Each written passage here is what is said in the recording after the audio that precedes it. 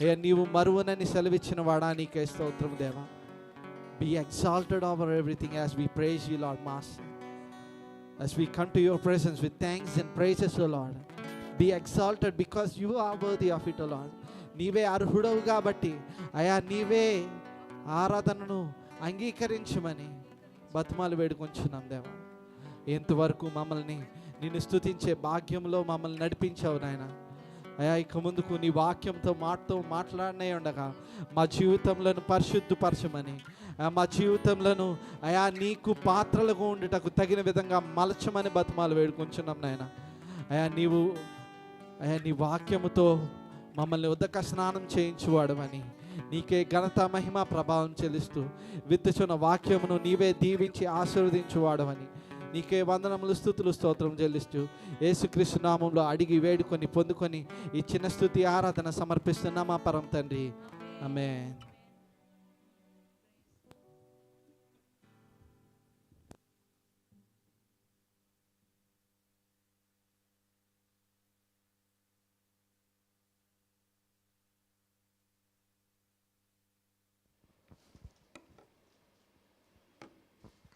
హల్లెలూయా.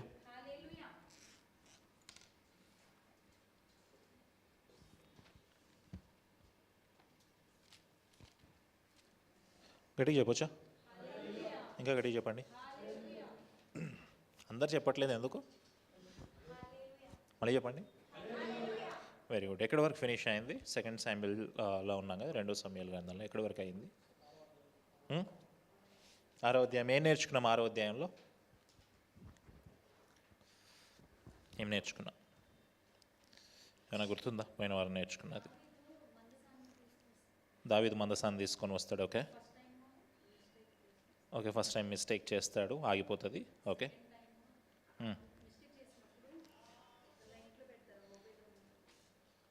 ఓబేదు ఏదో ఇంట్లో పెడతాడు. Very good. నెక్స్ట్ మళ్ళీ తీసుకొని వస్తాడు. నెక్స్ట్ టైం జరిగినప్పుడు మిస్ అవుతుందా? తీసుకొని వస్తాడు. Very good. 2వ సమూయేలు గ్రంథం మొదలుపెట్టినప్పటి నుంచి సిరీస్ ఆఫ్ ఈవెంట్స్ మనం చూస్తూ ఉన్నాం కదా. సిరీస్ ఆఫ్ ఈవెంట్స్ కంటిన్యూస్గా జరుగుతూ ఉండడం మనం చూస్తూ ఉన్నాం. మొదటి ఇంపార్టెంట్ విషయం ఏంటయ్యా అంటే దావీదు రాజు అవటము. మొదట్లో మనం గమనించినట్టయితే దావీదు ఒక గోత్రానికి మాత్రమే, యూదా గోత్రానికి మాత్రమే రాజు అయినట్టుగా చూస్తాం. అయితే తర్వాత ఇంపార్టెంట్ ఈవెంట్ ఏంటయ్యా అంటే దావీదు ఇజ్రాయేలు ప్రజలందరికీ రాజు అవ్వటము. తర్వాత సెకండ్ ఈవెంట్ ఏంటయ్యా అంటే యెరూషలేముని క్యాప్చర్ చేసుకోవడం, యెరూషలేముని స్వాధీనపరచుకోవడం. దాని తర్వాత ఇంపార్టెంట్ ఈవెంట్ ఏంటయ్యా అంటే మందసాన్ని తీసుకొని రావడం. అంటే 2వ సమూయేలు గ్రంథంలో చాలా ఇంపార్టెంట్ ఈవెంట్స్ మనకు కనిపిస్తాయి. మొదటిది దావీదు రాజు అవ్వడము, రెండవది యెరూషలేము ప్రాంతాన్ని దావీదు స్వాధీనపరచుకోవడము, మూడవది దేవుని మందసాన్ని తీసుకొని రావటము. అయితే ఈ ఈవెంట్స్ అన్నీ కూడా మనము బర్డ్ ఐ వ్యూలో అంటే పైన నుంచి మనం గమనిస్తూ ఉంటే కనుక ఓవరాల్ కాంప్లెక్సిటీని కానీ లేదా ఓవరాల్ విషయాన్ని మనము గమనిస్తే కనుక ఈ విషయాలన్నీ ఎందుకు జరుగుతున్నాయి? దావీదు ఇజ్రాయెల్ దేశానికి రాజు ఎందుకు అయ్యాడు? దావీదు యెరూషలేమును ఎందుకు ఆక్రమించుకున్నాడు? దావీదు యెరూషలేమును ఎందుకు స్వాధీనపరుచుకున్నాడు? దావీదు మందసాన్ని ఎందుకు తీసుకొని వచ్చాడు? ఈ సిరీస్ ఆఫ్ ఈవెంట్స్ అన్నీ ఎందుకు జరుగుతున్నాయి అంటే ఒక లార్జర్ కాంటెక్స్ట్ ఉంది, ఒక పెద్ద కాంటెక్స్ట్ ఉంది. ఏంటయ్యా పెద్ద కాంటెక్స్ట్ అంటే చివరిలో ప్రకటన గ్రంథం దగ్గర మనకు అనిపిస్తుంది. ఏంటయ్యా అంటే దావీదు సంతానములో ఒక వ్యక్తి రాబోతా ఉన్నాడు. ఎవరు ఆ వ్యక్తి? యేసుక్రీస్తు. ఆ యేసుక్రీస్తు అంత్య దినాల్లో, చివరి దినాల్లో జరిగే విషయాలు ఏవైతే జరగాలో అవి కొన్ని వేల సంవత్సరాల ముందే దావీదు జీవితంలో నెరవేర్చుకుంటూ వస్తూ ఉన్నాడు. అయితే ఈరోజు 2వ సమూయేలు గ్రంథం 7వ అధ్యాయాన్ని మనము దీన్ని ఎలా అర్థం చేసుకోవచ్చు అంటే సిరీస్ ఆఫ్ ఈవెంట్స్లో నెక్స్ట్ పార్ట్కి వచ్చాం. మీకు ఫస్ట్ రాజు అయిపోయాడు, యెరూషలేముని స్వాధీనపరుచుకున్నాడు, మందసాన్ని తెచ్చాడు. నెక్స్ట్ బిగ్ థింగ్ ఏముండొచ్చు దావీదు జీవితంలో? నెక్స్ట్ పెద్ద విషయం ఏమై ఉండొచ్చు దావీదు విషయంలో? అన్నీ జరిగిపోయినాయి కదా, మ్యాక్సిమం జరగాల్సినవి అన్నీ జరిగిపోయినాయి. ఇంకేం ఉండొచ్చు? శత్రువులను జయించడం ఏమి పెద్ద విషయం కాదు. ఇంకేమై ఉండొచ్చు? ఎగ్జాక్ట్లీ, మందిరాన్ని కట్టడము అనేది ఒక పెద్ద ఈవెంట్ డేవిడ్స్ లైఫ్లో.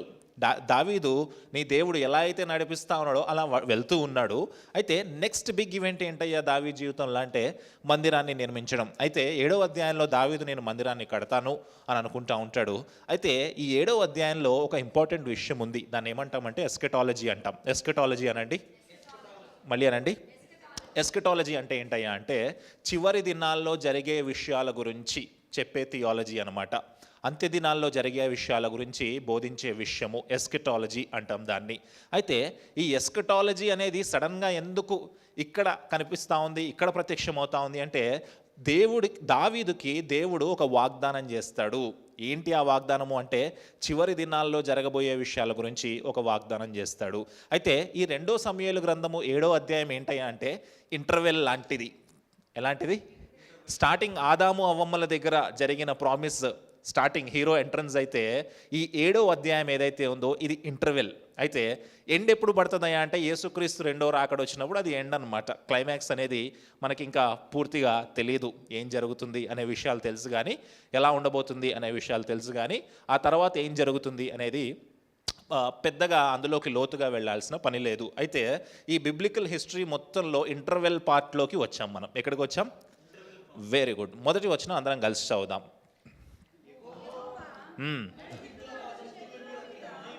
నలుదిక్కులు అతని శత్రుల మీద అతనికి విజయం ఇచ్చి అతనికి నెమ్మది కలుగజేసిన తరువాత నన్ను చూడండి.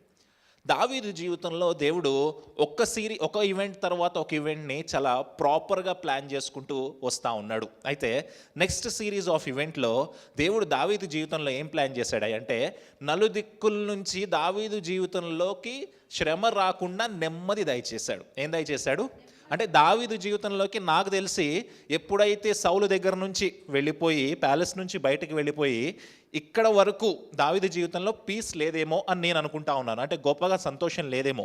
ఎందుకంటే రాజు అయిపోయిన తర్వాత వెంటనే ఛాలెంజెస్ ఉన్నాయి. యెరూషలేముకి వెళ్ళాలి, మందసాన్ని తీసుకొని రావాలి, ఇవన్నీ ఉన్నాయి. అయితే ఈ నలుదిక్కుల శత్రువుల నుంచి దేవుడు ఏం దయచేశాడు దావీదుకి అంటే నెమ్మది దయచేశాడు. నువ్వు ఫైట్ చేసింది చాలు. ఇక ఇప్పుడు నువ్వు రెస్ట్ తీసుకోవాల్సిన టైం, ఇప్పుడు నువ్వు పీస్గా బ్రతకాల్సిన టైం. అయితే దావీదు ఏం చేస్తా ఉన్నాడు చూడండి ఒకసారి. అక్కడ రాజు తన నగరి యందు కాపురం ఉండి నాతాను ప్రవక్తను పిలువనంపి నేను దేవదారు మ్రానుతో కట్టిన నగరి యందు వాసము చేయుచుండగా దేవుని మందసము డేరాల్లో నిలిచి ఉన్నది అనుకున్నాడంట. ఏమనుకున్నాడు? ఒకసారి ఆ ఫోటో చూద్దాము. ఇటు చూడండి. దావీదు జీవితంలోకి దేవుడు నన్ను చూడండి. ఒక 2 minutes నన్ను చూడండి. ఇంకో ఫోటో ఉంటుంది, అది చూడండి. Okay, very good. నన్ను చూడండి ఒక 2 minutes. దావీదు జీవితంలోకి ఏమిచ్చాడు దేవుడు? నెమ్మది ఇచ్చాడు. దావీదు జీవితంలోకి పీస్ వచ్చింది, సమాధానము వచ్చింది. ఇప్పుడు దావీదు చేయాల్సిన పని ఏంటయ్యా అంటే చక్కగా ప్యాలెస్లో పడుకొని వంట వాళ్ళు తెచ్చింది తినుకుంటూ చక్కగా భార్యలతో సుఖిస్తూ తన జీవితాన్ని ముందుకు తీసుకొని వెళ్ళాలి. అయితే అలాంటి పీస్ దేవుడిచ్చిన టైంలో దావీదు దేని గురించి ఆలోచిస్తూ ఉన్నాడంట తెలుసా? అయ్యో దేవుని మందసము అక్కడుంది కదా అని ఆలోచిస్తూ ఉన్నాడు. జనరల్గా మనం ఏం చేస్తామంటే మనకి ఎప్పుడైతే కష్టం వస్తుందో, ఎప్పుడైతే రోగం వస్తుందో, ఎప్పుడైతే సమస్య వస్తుందో వెంటనే మోకాళ్ళేసి వెంటనే ప్రార్థన చేస్తాం. కానీ ఎప్పుడైతే సుఖం వస్తుందో, ఎప్పుడైతే సమాధానం వస్తుందో ఆ సమాధానంలో మనకి దేవుడు గుర్తురాడు. కానీ దావీదు జీవితంలో దావీదును హృదయానుసారుడు అని ఎందుకన్నాడు దేవుడు తెలుసా? ఎందుకన్నాడు అంటే తన కష్టంలో మాత్రమే కాదు, తన సుఖంలో కూడా దేవుడు దావీదుకు గుర్తొస్తా ఉన్నాడు. హల్లెలూయా. మరి మనకి నలుదిక్కుల శత్రువుల నుంచి సమాధానాన్ని కలగజేస్తాడంట. దావీదుకి ఇంకా ఎలాంటి సమస్య లేదు. నిజంగా దావీదు ప్లేస్లో నేనుంటే కనుక ఫుల్ ఎంజాయ్ చేస్తాను, దేవుణ్ణి మర్చిపోతాను. అవి మన బ్రతుకులు, అవి మన జీవితాలు. కానీ దేవుడే స్వయంగా దావీదుకి నెమ్మది కలుగజేసినా సరే దావీదు హృదయంలో నెమ్మది లేదంట. ఎందుకు నెమ్మది లేదంట? అరే దేవుని మందసము అక్కడ ఉంది, గుడారంలో ఉంది అనుకుంటా ఉన్నాడంట. ఎందుకు దావీదుకి ఆ విషయం గుర్తొచ్చిందయా అంటే బహుశా దావీదు పురంలో పడుకొని ఉన్నప్పుడు చుట్టూ చూస్తూ ఉన్నాడేమో. చక్కటి ప్యాలెస్ కనిపిస్తూ ఉంది, చక్కటి పిల్లర్స్ కనిపిస్తూ ఉన్నాయి. ఏంటంటే అవి ఆ దేవదారు మ్రానుతో కట్టిన నగరి అందు నేను ఈ నగరంలో చాలా సుఖంగా బ్రతికిస్తా ఉన్నాను, దేవుని మందసము అక్కడేమో అలా ఉంది అని దావీదు మనసులోకి ఒక ఆలోచన వచ్చిందంట. దావీదు మనసులోకి ఒక ఆలోచన వచ్చిందంట. అయితే ఈ ఫోటో మిమ్మల్ని ఎందుకు చూడమంటున్నాను అంటే దీనికి ఒక హిస్టరీ ఉంది. దావీదుపురము అని మనం విన్నాం కదా, దావీదుపురం కట్టబడింది కదా. అయితే దావీదుపురం కట్టబడిన తర్వాత అది నేలమట్టమైందో లేదా అండర్ గ్రౌండ్కి వెళ్ళిపోయిందో ఏమైందో మనకు తెలియదు. 2005లో ఇజ్రాయేల్ దేశంలో ఒక గిఫ్ట్ షాప్లో ఇది కనపడింది. ఇది కనపడింది. ఆ గిఫ్ట్ షాప్ నేల మధ్యలోనో లేదా చివర్లోనో ఎక్కడో ఇది ఉంది. అయితే ఆర్కియాలజిస్ట్ ఒక ఆమె ఈ విషయాన్ని చూసి ఇదేంటబ్బా ఇక్కడుంది అని చెప్పి రీసెర్చ్ చేయడం మొదలుపెట్టింది. రీసెర్చ్ చేస్తే అక్కడ తెలిసిన విషయం ఏంటయ్యా అంటే అది ఫినీషియన్ పిల్లర్ అంటారు. దాన్ని ఏమంటారు? గట్టిగానండి. అయితే వెంటనే నెక్స్ట్ ఫోటో చూద్దామా. ఆ ఫినీషియన్ పిల్లర్కున్న టాప్ అన్నమాట, అది కనిపిస్తూ ఉందా? ఫినీషియన్ పిల్లర్ అన్నమాట. అయితే ఫినీషియన్ పిల్లర్ని ఆమె చూసింది. దీన్ని చూసి ఆమె ఏమన్నదంటే వెంటనే ఆర్కియాలజిస్ట్ని, గవర్నమెంట్ని అంతా పిలిచి ఇక్కడ మనం తవ్వాలి, ఇక్కడ దావీదుపురము ఉండొచ్చు అనే ఒక డౌట్ని వ్యక్తపరిచింది. ఇక్కడ మనం తవ్వాలి అంటే అక్కడ ఉన్న వాళ్ళందరూ అన్నారు, నువ్వేంటి అదేమో ఫినీషియన్ పిల్లర్ అంటే ఇజ్రాయేలుకు సంబంధించిన పిల్లర్ కాదు. ఫినీషియన్ పిల్లర్ అంటే తూరు సీదోను పట్టణాలకి చెందింది, లెబనాను ప్రాంతానికి చెందిన వాళ్ళు కడతారు. ఇక్కడ వాళ్ళు ఇలాంటి పిల్లర్స్ కట్టరు. దీన్ని పట్టుకొని నువ్వు దావీదుపురము అని అంటావంటే ఆమె ఏమంది తెలుసా? మీకంటే బైబిల్ తెలియదు, నాకు బైబిల్ తెలుసు. బైబిల్లో దావీదుపురం ఎవరు కట్టారు అంతే. ఎవరు కట్టారు దావీదుపురము? చూద్దామా, ఎక్కడ కనిపిస్తుందో చెప్పండి. దావీదుపురం ఎవరు కట్టారో 3వ అధ్యాయంలో కనిపిస్తుంది చూడండి. 3వ అధ్యాయంలో దావీదుపురం ఎవరు కట్టారో కనిపిస్తుంది చూడండి. కనిపిస్తుందా? ఎక్కడన్నా కనిపిస్తుందా? 3వ అధ్యాయంలో దావీదుపురం కనిపిస్తుంది. చూసి చెప్పండి.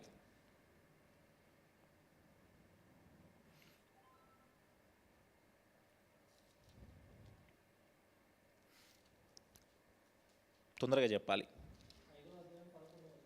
5వ అధ్యాయం 11వ వచనమా? ఓకే, సారీ, 5వ అధ్యాయం 11వ వచనం చదవండి. 5వ అధ్యాయం 11వ వచనం. తూరు రాజుకు హీరాము దూతలను, దేవదారు మ్రానులను, వడ్రంగులను, కాసే పని వారిని పంపగా వారు దావీదు కొరకు ఒక నగరిని కట్టిరి. అయితే ఈ పిల్లర్స్ ఇలాంటి వర్క్ ఎవరు చేస్తారంటే ఇజ్రాయేల్ దేశంలో ఎవరు చెయ్యరు. ఆమె బైబిల్ చదివింది కాబట్టి, బైబిల్లో ఈ పట్టణం గురించి రాయబడింది కాబట్టి ఈ పట్టణాన్ని ఎవరు కట్టారు? ఆ ఫినీషియన్ కింగ్ అయిన హీరాము పంపించాడు. ఆ తూరు సీదోను పట్టణాలని ఫినీషియన్ ప్లేసెస్ అంటాం, వాటిని ఫినీషియన్ ప్లేసెస్ లేదా ఫొనీషియన్ ప్లేసెస్ అంటాం. ఆ దేశానికి చెందిన రాజు ఫినీషియన్ కింగ్ హీరాము ఉన్నాడు కదా, ఆ హీరాము కొంతమంది కార్పెంటర్స్ని, కొంతమంది పనిచేసే వాళ్ళని పంపించి ఆ దావీదుపురాన్ని కట్టించాడు. ఆమె బైబిల్లో చదువుకుంది కాబట్టి వెంటనే దాన్ని చూసి గుర్తుపట్టి ఏమంది, ఇక్కడ దావీదుపురం ఉండొచ్చు అని చెప్పి అక్కడ తవ్వడం మొదలు పెడితే అక్కడ 20 ఇంచెస్ థిక్, 20 ఇంచెస్ అంటే ఎంత ఉంటుందో మరి అంత థిక్ ఉన్న వాల్స్ కనిపించాయి, గోడలు కనిపించాయి.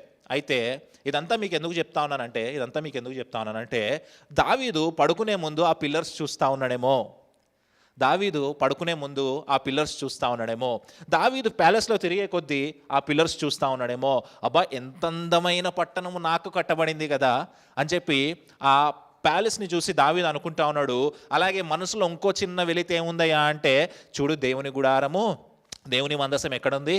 ఎక్కడో గుడారములో ఉంది. ఇవన్నీ దావీదు జీవితంలో ఎప్పుడు జరుగుతున్నాయి అంటే దేవుడు దావీదుకి సమాధానము కలిగించినప్పుడు, నెమ్మది కలిగించినప్పుడు. ఇప్పుడు మనం ఆలోచన చేద్దాం, మనకి నెమ్మది కలిగినప్పుడు, మనకి సమాధానం కలిగినప్పుడు మన మైండ్లో ఉండే ఆలోచనలు ఏంటి? శత్రువులు ఎవరు లేరు, అప్పులన్నీ తీరిపోయినాయి, లైఫ్ చాలా హ్యాపీగా ఉంది. నెక్స్ట్ మన ఆలోచన ఏంటి?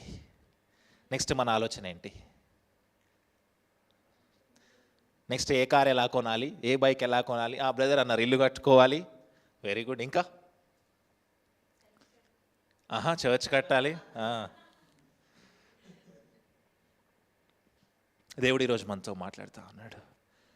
దేవుడు అంటే స్వయంగా దావీదుకి దేవుడే నెమ్మది కలగజేస్తే దావీదు ఏం చేస్తా ఉన్నాడంట, ఆ నెమ్మదిలో బ్రతకలేకపోతున్నాడంట, గిలిగిలా కొట్టుకుంటా ఉన్నాడు. అంటే ఈజ్ బీయింగ్ వేరియంట్ అనమాట. అటు ఇటు ఊగుతా ఉన్నాడు, ఇది చూస్తూ ఉన్నాడు, పిల్లర్ చూస్తున్నాడు, ప్యాలెస్ చూస్తున్నాడు. అబ్బా నేను ఇంత మంచి ప్యాలెస్లో ఉన్నాను కదా, దేవుడు ఏంటి ఆ టెంట్లో ఉంటా ఉన్నాడు అని చెప్పి దావీదు మనసులో బాధ, దుఃఖము కలుగుతూ ఉందంట.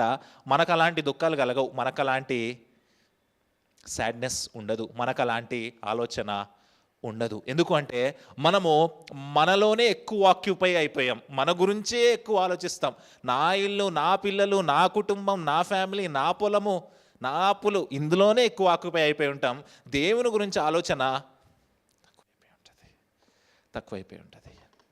దేవుడు ఈరోజు మనతో దావీదు జీవితం ద్వారా మాట్లాడుతూ ఉన్నాడు. అయితే ఎప్పుడైతే ఈ ప్యాలెస్ని చూశాడో, ఎప్పుడైతే టెంట్లో అక్కడ దేవుని మందసము ఉంది అని చెప్పి దావీదు అనుకుంటా ఉన్నాడో, అప్పుడు దావీదు ఒక వ్యక్తిని పిలిచాడంట. ఎవరిని పిలిచాడు? నాతాను అనండి. బహుశా ఈ నాతాను సమూయేలు దగ్గర ట్రైనింగ్ అయ్యాడేమో అని చెప్పి చాలామంది చెప్తా ఉంటారు. చాలామంది ఏం చెప్తారంటే ఈ 2వ సమూయేలు గ్రంథం నాతానే రాశాడేమో, గాదు నాతాను ఇద్దరూ కలిసి రాశారేమో అనే మాట కూడా అంటూ ఉంటారు. అయితే ఎగ్జాక్ట్ హిస్టారికల్ ఎవిడెన్స్ అయితే మనకి లేదు. అయితే నాతాను ప్రవక్తని పిలిచిన వెంటనే, నాతాను అనే మాటకి దేవుని బహుమానము అని అర్థము. ఏంటది? దేవుని చేత బహుమానంగా ఇవ్వబడినవాడు, దేవుని చేత బహుమానముగా ఇవ్వబడినవాడు. అలాంటి పేరు అర్థమున్న వ్యక్తిని ఇప్పుడు దావీదు పిలుస్తూ ఉన్నాడు. దావీదు పిలిచి నాతానుతో ఏమన్నాడు చూడండి, 2వ వచనం చదువుదాం మళ్ళీ ఒకసారి. నేను దేవదారు మ్రానుతో కట్టిన నగరి యందు వాసము చేయుచుండగా దేవుని మందసము డేరాలో నిలిచి ఉన్నదనగా, నాతాను యెహోవా నీకు తోడుగా ఉన్నాడు, నీకు తోచినదంతయు నెరవేర్చుమనెను. అంటే నాతానికి వెంటనే దావీదు మనసులో ఏముంది అనేది తెలిసిపోయింది. వెంటనే నాతాను ఎంకరేజ్ చేస్తూ ఉన్నాడు దావీదుని. దేవుడు నీతో తోడుగా ఉన్నాడు, నీకు తోచింది నువ్వు చెయ్యి అన్నాడు. అయితే ఆ సమయంలో అది రాంగ్ అడ్వైజే అయ్యుండొచ్చు, ఒక తప్పు సలహా అయి ఉండొచ్చు. కానీ ఎందుకు తప్పు సలహా అనేది ముందుకు వెళ్ళిన తర్వాత మీకు చెప్తాను. అయితే తప్పు సలహా అయినప్పటికీ నాకు ఇక్కడ బాగా నచ్చిన విషయం ఒకటి ఏంటయ్యా అంటే, నాతాను దావీదుని ఎంకరేజ్ చేస్తూ ఉన్నాడు. నాతాన్ అనే పేరుకి అర్థం ఏంటి? దేవునిచే బహుమానముగా ఇవ్వబడినవాడు. దేవుని బహుమానము, దేవుని దగ్గర నుంచి బహుమానంగా పొందుకున్న వ్యక్తి దావీదుని ఎంకరేజ్ చేస్తూ ఉన్నాడు. ఇప్పుడు మీ జీవితంలో ఆలోచించండి, ఎంతమంది మీ ఫ్రెండ్స్ మిమ్మల్ని ఎంకరేజ్ చేస్తున్నారు? ఎంతమంది మీ ఫ్యామిలీ మెంబర్స్ మిమ్మల్ని ఎంకరేజ్ చేస్తూ ఉన్నారు? ఎంతమంది మీ చుట్టుపక్కల ఉన్న వాళ్ళు మిమ్మల్ని ఎంకరేజ్ చేస్తూ ఉన్నారు? మంచికి ఎంకరేజ్ చేస్తున్నారా, చెడుకి ఎంకరేజ్ చేస్తూ ఉన్నారా? ఆలోచన చేద్దాం. అయితే ఈ నాతాను మనకి ఇక్కడ 3 సార్లు కనిపిస్తాడు. దావీదుతో పాటు 3 సార్లు నాతాను మనకు కనిపిస్తాడు. మొదటిసారి ఇది. రెండోసారి ఎప్పుడో చెప్పండి? బెత్షెబాతో పాపం చేసినప్పుడు. సాయి ఇంకా ఆన్సర్స్ చెప్పకూడదు. థర్డ్ టైం ఎప్పుడు చెప్పండి?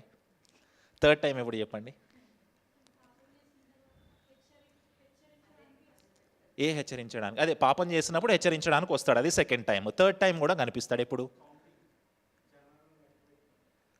దావీదుతో పాటు కనిపించడం ఎప్పుడు కనిపిస్తాడు? దావీదుతో పాటు నాతాను టోటల్గా 3 సార్లు కనిపిస్తాడు. ఇక్కడ దావీదు దేవుని మందిరాన్ని కట్టాలి అనుకున్నప్పుడు మొదటిసారి, రెండోసారి బెత్షెబాతో పాపం చేసినప్పుడు దావీదు కనిపిస్తాడు, మూడోసారి ఇంకో చోట కనిపిస్తాడు. ఎప్పుడయ్యా అంటే దావీదు యొక్క పిల్లల్లో ఒకళ్ళు సింహాసనాన్ని లాక్కోవాలి అని ప్లాన్ వేస్తూ ఉన్నప్పుడు నాతాను బెత్షెబాతో వచ్చి అది సొలొమోనుకు చెందేలాగా ఒక ప్లాన్ వర్కౌట్ చేస్తాడు. అప్పుడు నాతాను బెత్షెబాను పట్టుకొని వచ్చి దావీదు దగ్గరకు వస్తాడు. అంటే 3 ఇంపార్టెంట్ ఫేసెస్లో నాతాను దావీదు దగ్గర ఉన్నాడు. మొదటి ఫేస్ ఎప్పుడయ్యా అంటే దావీదు జీవితంలో ఒక ఆలోచన వచ్చింది. ఇటు చూడండి, నన్ను చూడండి, జాగ్రత్తగా వినండి. మొదటి ఫేజ్ ఏంటయ్యా అంటే దావీదు జీవితంలో ఒక ఆలోచన వచ్చింది, దేవుని మందిరాన్ని కట్టాలి అని. అప్పుడు నాతాను దావీదుని ఎంకరేజ్ చేశాడు. సెకండ్ ఫేజ్ ఏంటయ్యా అంటే దావీదు పాపం చేశాడు. దావీదు పాపం చేశాడు. అప్పుడు నాతాను దావీదుని సరిచేశాడు, హెచ్చరించాడు. మూడో విషయం ఏంటంటే దావీదు మనసులో సొలొమోను రాజవ్వాలనే విషయం ఉంది. అయితే దానికి అతీతంగా రాజకీయాలు నడుస్తూ ఉన్నాయి. ఆ రాజకీయాలన్నింటినీ సరిచేసి దావీదు ఏం కోరుకున్నాడు, దేవుడు ఏం కోరుకున్నాడు అనే విషయాన్ని సరిచేయడం కోసము నాతాను థర్డ్ టైం దావీదును కలిసినట్టుగా మనం చూస్తాం. అంటే 3 ఇంపార్టెంట్ ఫేజెస్ ఆఫ్ డేవిడ్. దావీదు జీవితంలో 3 ముఖ్యమైన పరిస్థితుల్లో నాతాను దావీదుని కలుసుకున్నాడు. మొదటిసారి ఎంకరేజ్ చేయడానికి, రెండోసారి కరెక్ట్ చేయడానికి, థర్డ్ టైం ప్లాన్ని, దేవుని యొక్క ప్లాన్ని ప్రాపర్గా వర్కౌట్ చేయడానికి. ఇప్పుడు మనం ఆలోచిద్దాము, మీ ఫ్రెండ్స్ మిమ్మల్ని సరి చేస్తున్నారా? మీ ఫ్రెండ్స్ మిమ్మల్ని ఎంకరేజ్ చేస్తున్నారా? మీ ఫ్రెండ్స్ మీరు దేవుని వైపు నుంచి తొలగిపోకుండా దేవుని వైపు చూసేవారిగా ఉంటా ఉన్నారా? ప్రశ్న దేవుడు మీతో మాట్లాడుతూ ఉన్నాడు. ఎలాంటి ఫ్రెండ్స్ని కలిగి ఉన్నాం మనం? ఎలాంటి ఫ్యామిలీ మెంబర్స్ని కలిగి ఉన్నాం మనం? ఎలాంటి జనాలతో మనం చుట్టూ సరౌండ్ అయిపోయి ఉన్నాం? ఆలోచన చేయాలా.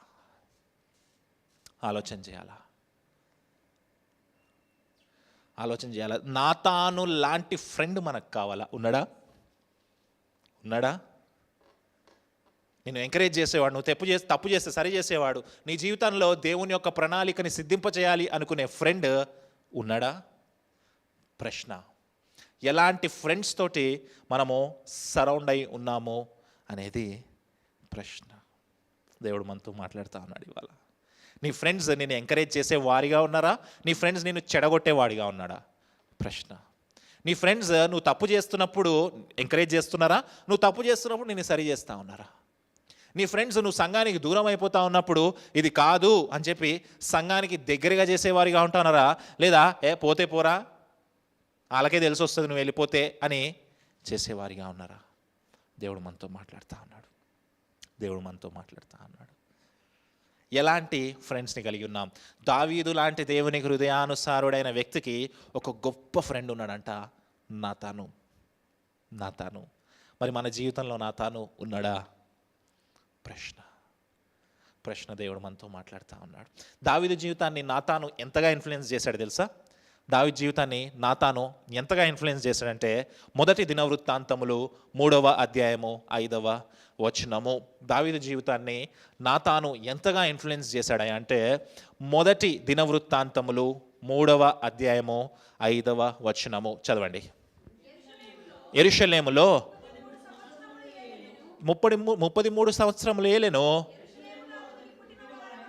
యెరూషలేములో అతనికి పుట్టిన వారు ఎవరనగా బెత్షెబా వలన కలిగిన షిమ్యా. సరిగ్గా చదవాలి. షిమ్యా, షోబాబు, నాతాను. Very good. 4 పిల్లల పేర్లు కనిపిస్తూ ఉన్నాయి. దావీదుకి బెత్షెబా వల్ల పుట్టిన పిల్లలు 4. మళ్ళీ చెప్పండి. షిమ్యా, షోబాబు, నాతాను, సొలొమోన్. ఇటు చూడండి, నన్ను చూడండి. దావీదు 4 పిల్లలు, బెత్షెబా వల్ల పుట్టిన పిల్లల పేర్లు చెప్పండి. నన్ను చూసి చెప్పండి. నాతాను తన 4 పిల్లల్లో ఒకరికి ఎవరి పేరు పెట్టుకున్నాడు? తన ఫ్రెండ్ పేరు దావీదు తన కొడుక్కి పెట్టుకున్నాడు. ఎంతగా నాతాను దావీదుని ఇన్ఫ్లుయెన్స్ చేస్తే తన ఫ్రెండ్ పేరుని తన కొడుక్కి పెట్టుకున్నాడు.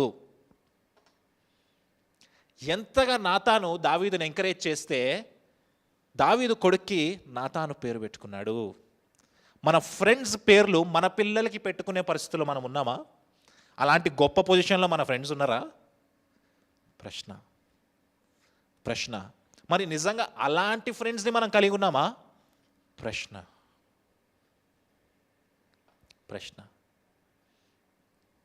దేవుడు మనతో మాట్లాడుతూ ఉన్నాడు. ఎలాంటి ఫ్రెండ్స్ని మనం కలిగి ఉండాలి? దేవుడు మాట్లాడుతూ ఉన్నాడు. ఇంకో విషయం ఏంటి తెలుసా? ఇక్కడ ఇంపార్టెంట్ విషయం ఏంటి తెలుసా? నన్ను చూడండి. సొలొమోను వంశావళిలోంచి యోసేపు వచ్చాడు. సొలొమోను వంశావళిలోంచి యోసేపు వచ్చారు. యోసేపు ఎవరు? యేసు ప్రభు తండ్రి. నాతాను వంశావళిలోంచి మరియమ్మ వచ్చింది. హల్లెలూయా. దేవుడు మనతో మాట్లాడుతూ ఉన్నాడు.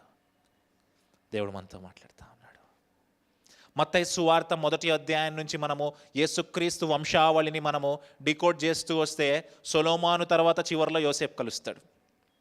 లూకా సువార్త 3వ అధ్యాయం 23వ వచనం నుంచి మనము రివర్స్ ఆర్డర్లో ఉంటుంది అనమాట. ఇక్కడేమో ఆదాము నుంచి మొదలు పెడతారు యేసుక్రీస్తు వరకు, ఇక్కడేమో యేసుక్రీస్తు నుంచి రివర్స్ ఆర్డర్లో వెళ్తుంది. రివర్స్ ఆర్డర్లో వెళ్ళేటప్పుడు యోసేపు యొక్క తండ్రి గారి పేరు వేరుగా ఉంటుంది, యాకోబు అని ఉండదు, వేరే పేరు ఉంటుంది. ఆ లీనియేజ్ని ఎక్కడికి కలుపుతారయ్యా అంటే మరియమ్మ గారి లీనియేజ్కి కలుపుతారు. మత్తయ్య గారేమో యేసుక్రీస్తు తండ్రి లీనియేజ్ గురించి మాట్లాడుతూ ఉన్నారు, లూకా గారేమో యేసుక్రీస్తు వారి తల్లి గారి యొక్క లీనియేజ్ గురించి మాట్లాడుతూ ఉన్నారు. ఈ ఇద్దరికి 2 జంక్షన్ పాయింట్ ఎక్కడయ్యా అంటే దావీదుకి బెత్షెబా వల్ల పుట్టిన 2 పిల్లలు, ఒకళ్ళేమో సొలొమోను, ఇంకొకళ్ళేమో నాతాను. ఆలోచన చేయండి, నాతాను అనే పేరు పెట్టుకోగలిగాడు అంటే ఎంతగా దావీదుని నాతాను ఇన్ఫ్లుయెన్స్ చేశాడు. ఒక్కసారి ఇంటికి వెళ్ళిన తర్వాత మీ ఫ్రెండ్స్ లిస్ట్ రాసుకొని అందులో నాతానుకున్న క్యారెక్టర్లు ఎవరికైనా ఉన్నాయా ఒకసారి ఆలోచన చేద్దాం. నా కొడుక్కి వీడి పేరు పెట్టుకుంటే ఓకేనా, లేదా వాడు కూడా వీళ్ళకి ఎదవలా తయారవుతాడా ఒకసారి ఆలోచన చేద్దాం. దేవుడు మనతో మాట్లాడుతూ ఉన్నాడు.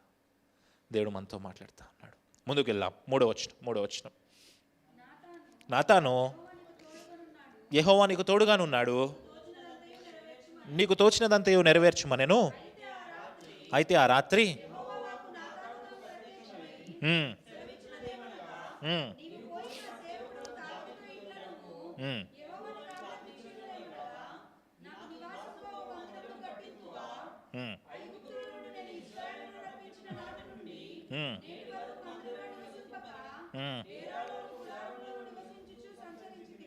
Very good. ఇప్పుడు నాతాను ఏమన్నాడంటే దావీదుతోటి, నీకు తోచింది చెయ్యి, దేవుడు నీతో తోడుగా ఉన్నాడు అని చెప్పి ఎంకరేజ్ చేసి వెళ్ళిపోయాడు.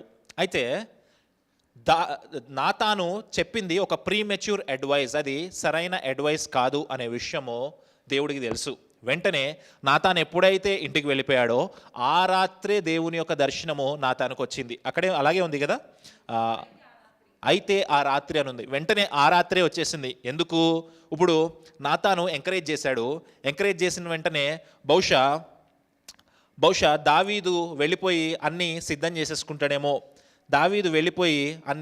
చేసేసుకుంటాడేమో. ఒక మాట చెప్పాలంటే నిజంగా సిద్ధం చేసి పెట్టుండొచ్చు. చూడండి, 1 దినవృత్తాంతములు 29వ అధ్యాయం చూద్దామా, 2వ వచనం చూద్దామా. 1 దినవృత్తాంతములు 29వ అధ్యాయము 2వ వచనం చూద్దామా ఒకసారి. 2వ వచనం చూద్దామా. నేను బహుగా ప్రయాసపడి నా దేవుని మందిరమునకు కావాల్సిన వెండిని, ఇత్తడిని, అలాగ 9వ వచనం వరకు దేవుని మందిరానికి ఏమేం కావాలో ఆ విషయాలన్నీ దావీదు రెడీ చేసి పెట్టాడు. అలాగ 9వ వచనం వరకు చదివితే దేవుని మందిరానికి ఏమేం కావాలో ఆ మెటీరియల్ అంతా దావీదు రెడీ చేసి పెట్టాడు. బహుశా నాతాను చెప్పిన తర్వాత నెక్స్ట్ డే దావీదు పని స్టార్ట్ చేసేసేవాడేమో. అందుకే యెహోవా దేవుడు ఆ రాత్రే నాతాను కల్లోకి వచ్చాడు. ఆ రాత్రే నాతానుకి దర్శనం ఇచ్చాడు. ఇచ్చి ఏమని క్వశ్చన్ అడుగుతాడు తెలుసా? నా సేవకుడితో ఈ మాట చెప్పు, నువ్వు నా ఇల్లు కట్టిస్తావా? ఏంటది? గట్టిగా చెప్పాలి. నువ్వు నాకు ఇల్లు కట్టిస్తావా? ఇన్ని రోజులు నేను ఎక్కడున్నాను? అదే టెంట్లో ఉన్నాను, అదే గుడారంలో ఉన్నాను. ఈ రోజు వరకు ఇజ్రాయేల్ ప్రజల్లో ఎవరిని కూడా నాకు ఈ మందిరాన్ని కట్టించండి అనే కోరిక నేను కోరలేదు. ఆ టెంట్లో ఉంటే ఆ టెంట్లోనే ఉన్నాను. ఒక పర్మనెంట్ స్ట్రక్చర్ నాకు కావాలి అని చెప్పి నేను ఎప్పుడూ కోరుకోలేదు. అయితే ఒక పక్క ఏంటి అంటే ఒక సైడ్ ఏమో దేవుడు దావీదు విషయంలో మురిసిపోతా ఉన్నాడు. బహుశా that is the first admiration అంటాం కదా, that is the first time that someone is thinking about God. Saul జీవితంలో ఉన్నంతసేపు నా సింహాసనం, నా ప్రజలు, ఇవే అనుకున్నాడు. దావీదు చూడండి, నేను దేవుని కోసం ఒక మందిరాన్ని కట్టించాలి అనుకున్నాడు. దేవుడు అక్కడ ఒక వైపున మురిసిపోతా ఉన్నాడు, రెండో వైపున ఏమంటున్నాడు తెలుసా? అది నీ పని కాదు, నువ్వు నాకు కట్టిస్తావా? నెక్స్ట్ వచనం చదువుదాం చూడండి. ఇశ్రాయేలీలతో కూడా సంచరించిన కాలమంతయు నా జనులను పోషించుడని. ఆజ్ఞాపించిన ఇశ్రాయేలు గోత్రములలో ఉమ్, ఎవరితోనైనను దేవదారుమయమైన ఉమ్, మందిరం ఒకటి మీరు నాకు కట్టింపక ఉమ్, పోతిరి అని ఉమ్. నేనెన్నడైనా అని ఉంటినా? మీరు ఎప్పుడైనా ఇజ్రాయెల్ ప్రజల్ని నేను ఎప్పుడైనా ఈ కోరిక కోరానా అని క్వశ్చన్ చేస్తున్నాడు. నెక్స్ట్ చదవండి. నీవు నా సేవకుడు దావీదుతో ఇలాగు చెప్పుము. ఇలాగు చెప్పుము. సైన్యములకు అధిపతియగు యెహోవా ఉమ్, నీకు సెలవిచ్చినదేమనగా, నీకు సెలవిచ్చినదేమనగా కాపులో ఉన్న నిన్ను గొర్రెల కాపులో నిన్ను గొర్రెల దొడ్డిలో నుండి తీసి గొర్రెల దొడ్డిలో నుండి తీసి నా జనుల మీద ఇశ్రాయేలీలను నా జనుల మీద అతిగా నియమించి అధిపతిగా నియమించి తిని. ఇటు చూడండి నన్ను ఒకసారి, నన్ను చూడండి ఒకసారి. దావీదు ఏం కట్టాలనుకున్నాడు? ఎవరి కోసం కట్టాలనుకున్నాడు? దేవుని కోసం మందిరాన్ని కట్టాలి అనుకున్నాడు. ఓకే, దేవుడు ఏం చెప్పాలి?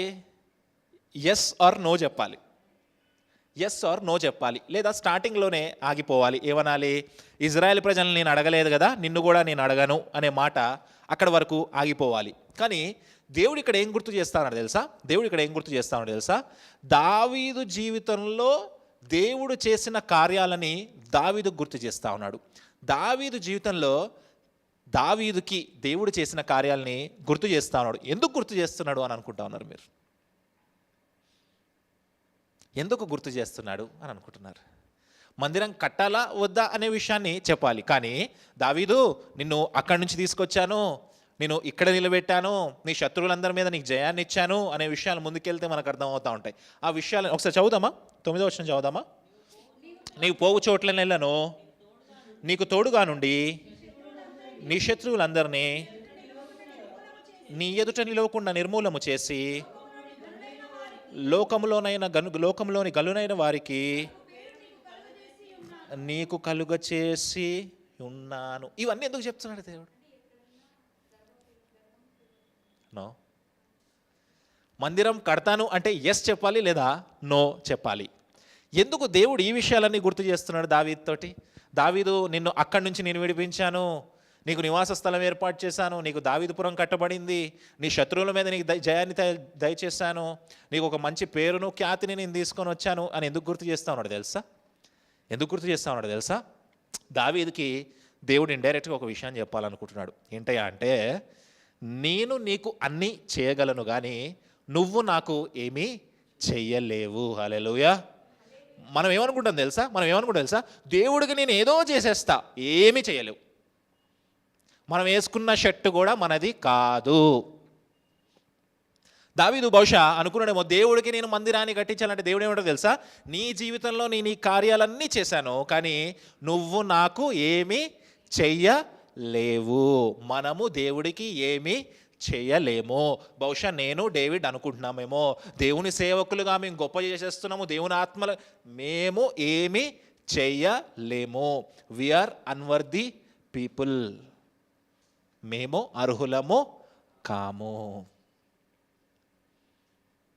ప్రసంగాల్లో మీటింగ్స్లో చెప్తారు, బహుబలముగా వాడబడుతున్న అయ్యగారు. నో, బహుబలముగా దేవుడు వాడుకుంటా ఉన్నాడు. హల్లెలూయా. మనము వాడబడలేము. గట్టిగా మాట్లాడితే నాకు మాట్లాడడం కూడా రాదు. దేవుడు మనతో మాట్లాడుతూ ఉన్నాడు. దేవుడు ఎందుకు గుర్తు చేస్తాడు తెలుసా? నేను నీకు ఇది చేశాను, నీకు అది చేశాను, నీకు ఇది చేశాను, కానీ నువ్వు నాకు ఏమీ చెయ్యలేవు. నువ్వు తలంచినా కూడా నువ్వు చేయలేవు. ఎందుకంటే ఆయన రుణాన్ని మనము ఏమిచ్చినా కూడా తీర్చుకోలేము. దేవుడు మనతో మాట్లాడుతూ ఉన్నాడు. మనం అనుకుంటున్నావా, ప్రభువా నేను యూట్యూబ్లో సాంగ్ తీశాను దేవుని నామ ఘనత కోసం, దేవుని నామాన్ని మహిమపరచడం కోసం. నువ్వు దేవుని నామాన్ని మహిమపరచలేవు. నీ క్రియల వల్ల నువ్వేమీ చెయ్యలేవు. దేవుడు నీతో మాట్లాడుతూ ఉన్నాడు. బహుశా అనుకుంటున్నామేమో, రేపు పొద్దున్న నేను ఒక గొప్ప మిషనరీ అయిపోయి నార్త్ ఇండియా వెళ్ళిపోయి వాళ్ళు కొట్టేస్తే తన్నించుకొని చంపబడిపోయి చచ్చిపోయి సమాధిలోకి వెళ్ళిపోయి నేను దేవుని నో, ఆ బ్రతుకు నీది కాదు, ఆ జీవితము నీది కాదు. నువ్వు దేవుని కోసం ఏమీ చేయలేవు. దేవుడు నీతో మాట్లాడుతూ ఉన్నాడు. ఒకవేళ మనలో ఆలోచనలు ఉన్నాయా? సరి చేసుకోవాల్సిన సమయం ఇది. ఇంకో గొప్ప విషయం ఏంటి తెలుసా? దేవుడు దావీదుకి నో చెప్తున్నాడు.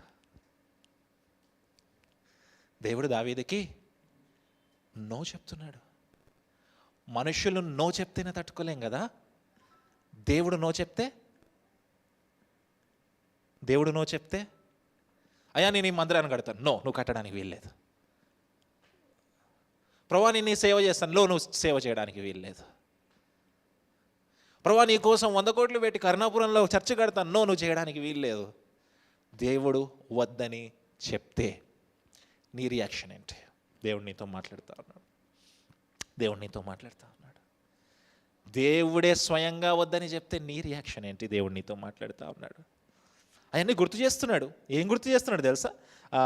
8వ వచనంలో కనిపిస్తూ ఉంది కదా, గొర్రెల కాపులోనున్న నిన్ను గొర్రెల దొడ్డిలోంచి తీసి ఇజ్రాయేలీలను నా జనుల మీద అధిపతిగా నియమించి తిని. ఈ విషయాన్ని మరి దావీదు ఎక్కడ గుర్తు చేస్తాడు తెలుసా? కీర్తనల గ్రంథం 78వ అధ్యాయం. కీర్తనల గ్రంథము 78వ అధ్యాయము చివరి వచనాల్లో కనిపిస్తుంది చూడండి. కీర్తనల గ్రంథము 78వ అధ్యాయము 70వ వచనం చూడండి. 70వ వచనం చూడండి. అందరు తీశారా? చదవండి. తన దాసుడైన దావీదును కోరుకొని గొర్రెల దొడ్లలో నుండి దేవుడు తన దాసుడైన దావీదును కోరుకున్నాడంట. దావీదు దేవుడిని కోరుకోలే. దావీదును ఎవరు కోరుకున్నారు? దేవుడే దావీదును. మనం దేవుడిని కోరుకోలే, దేవుడే స్వయంగా మనల్ని పట్టుకొని ఏర్పాటు చేసుకున్నాడు. ఎక్కడి నుంచి పిలిపించుకున్నాడు దావీదుని? గొర్రెల దొడ్లోంచి పిలిపించుకొని ఎక్కడ పెట్టాడు చూడండి దావీదుని? పాడే గొర్రెలను వెంబడించుట మాన్పించి తన ప్రజలైన యాకోబును తన స్వాస్థ్యమైన ఇశ్రాయేలును మేపుటకై ఆయన అతన్ని దావీదుని గొర్రెల దొడ్డిలోంచి యెహోవాయే లేపుకున్నాడంట. లేపుకొని ఏ స్వాస్థ్యాన్ని ఇచ్చాడంట?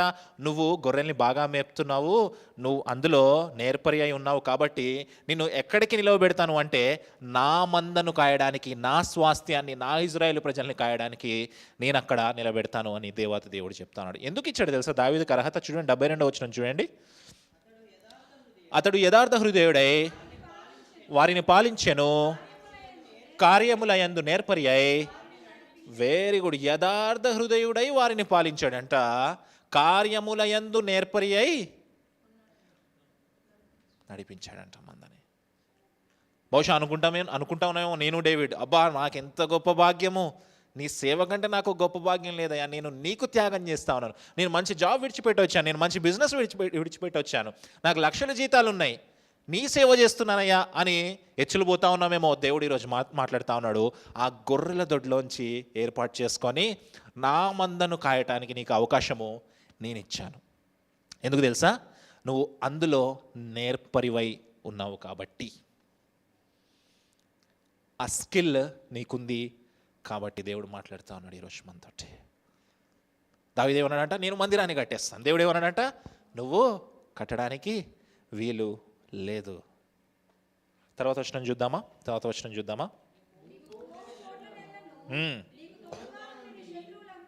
నీకు తోడుగా నుండి నీకు శత్రువులందరినీ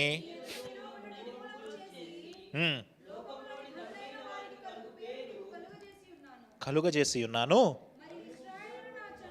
మరియు ఇశ్రాయేలీయులను నా జనులను ఇకను కదిలింపబడకుండా తమ స్వస్థలమందు నివసించినట్టు దాని యందు వారిని నాటి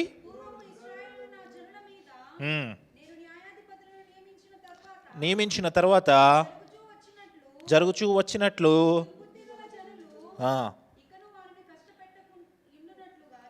చేసి నీ శత్రువుల మీద నీకు జయమిచ్చి నీకు నెమ్మది కలిగజేసి ఉన్నాను. మరియు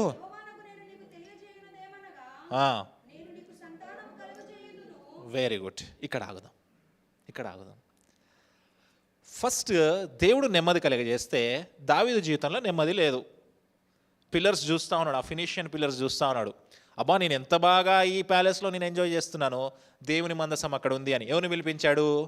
నాతాన్ని పిలిపించాడు. నాతాన్ని పిలిచి ఏమన్నాడు? నేను ఒక మందిరం కట్టాలి అని బహుశా తన మైండ్లో ఉన్న విషయాన్ని నాతానికి చెప్పాడేమో. నాతాన్ ఏమన్నాడు? నీకేదనిపిస్తే అది చెయ్యి అని ఎంకరేజ్ చేసి వెళ్ళాడు. వెళ్ళిన తర్వాత నాతాన్ తోటి దేవుడు మాట్లాడుతూ ఉన్నాడు. ఈ విషయాలు వెళ్ళి దావీదుతో చెప్పు. ఏంటి ఆ విషయాలు అంటే, నువ్వు నా కోసం ఏమీ చేయలేవు, నీ కోసం నేను అన్నీ చేశాను అని గుర్తు చేస్తూ ఇది చూడండి, నన్ను చూడండి. ఇప్పుడు దావీదు కదా దేవునికి మందిరాన్ని కడతా అంది. దావీదు దేవునికి మందిరాన్ని కడతా అన్నాడు కదా. దేవుడు ఏమంటాడు తెలుసా?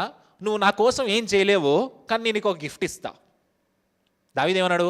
ప్రభువా నీకు మందిరాన్ని కడతా. దేవుడు ఏమంటాడు తెలుసా? నువ్వు నా కోసం ఏం చేయలేవు, కానీ నీ హృదయంలో పుట్టిన ఆలోచనని బట్టి నేను నీకు ఒక గిఫ్ట్ ఇస్తా. ఏంటి ఆ గిఫ్ట్ అంటే ఏముంది? 11వ వచనంలో, నేను నీకు సంతానము కలుగజేయుదును అనండి. గట్టిగా చెప్పండి. చూడండి, దేవుని మందిరాన్ని కట్టాలి అనే ఆలోచన దావీదు మనసులోకి రాగానే దేవుడు మురిసిపోయి ఏమంటున్నాడు తెలుసా దావీదుని? నువ్వు కట్టలేవు, ఓకే, కానీ నీ మనసులో వచ్చిన ఆలోచనని బట్టి నేను నీకు ఒక గిఫ్ట్ ఇస్తాను, నేను నీకు సంతానాన్ని కలుగజేస్తాను. దావీదుకి అప్పటి వరకు సంతానం లేదా? ఉంది. మరి కొత్తగా మళ్ళీ సంతానం ఏంటి?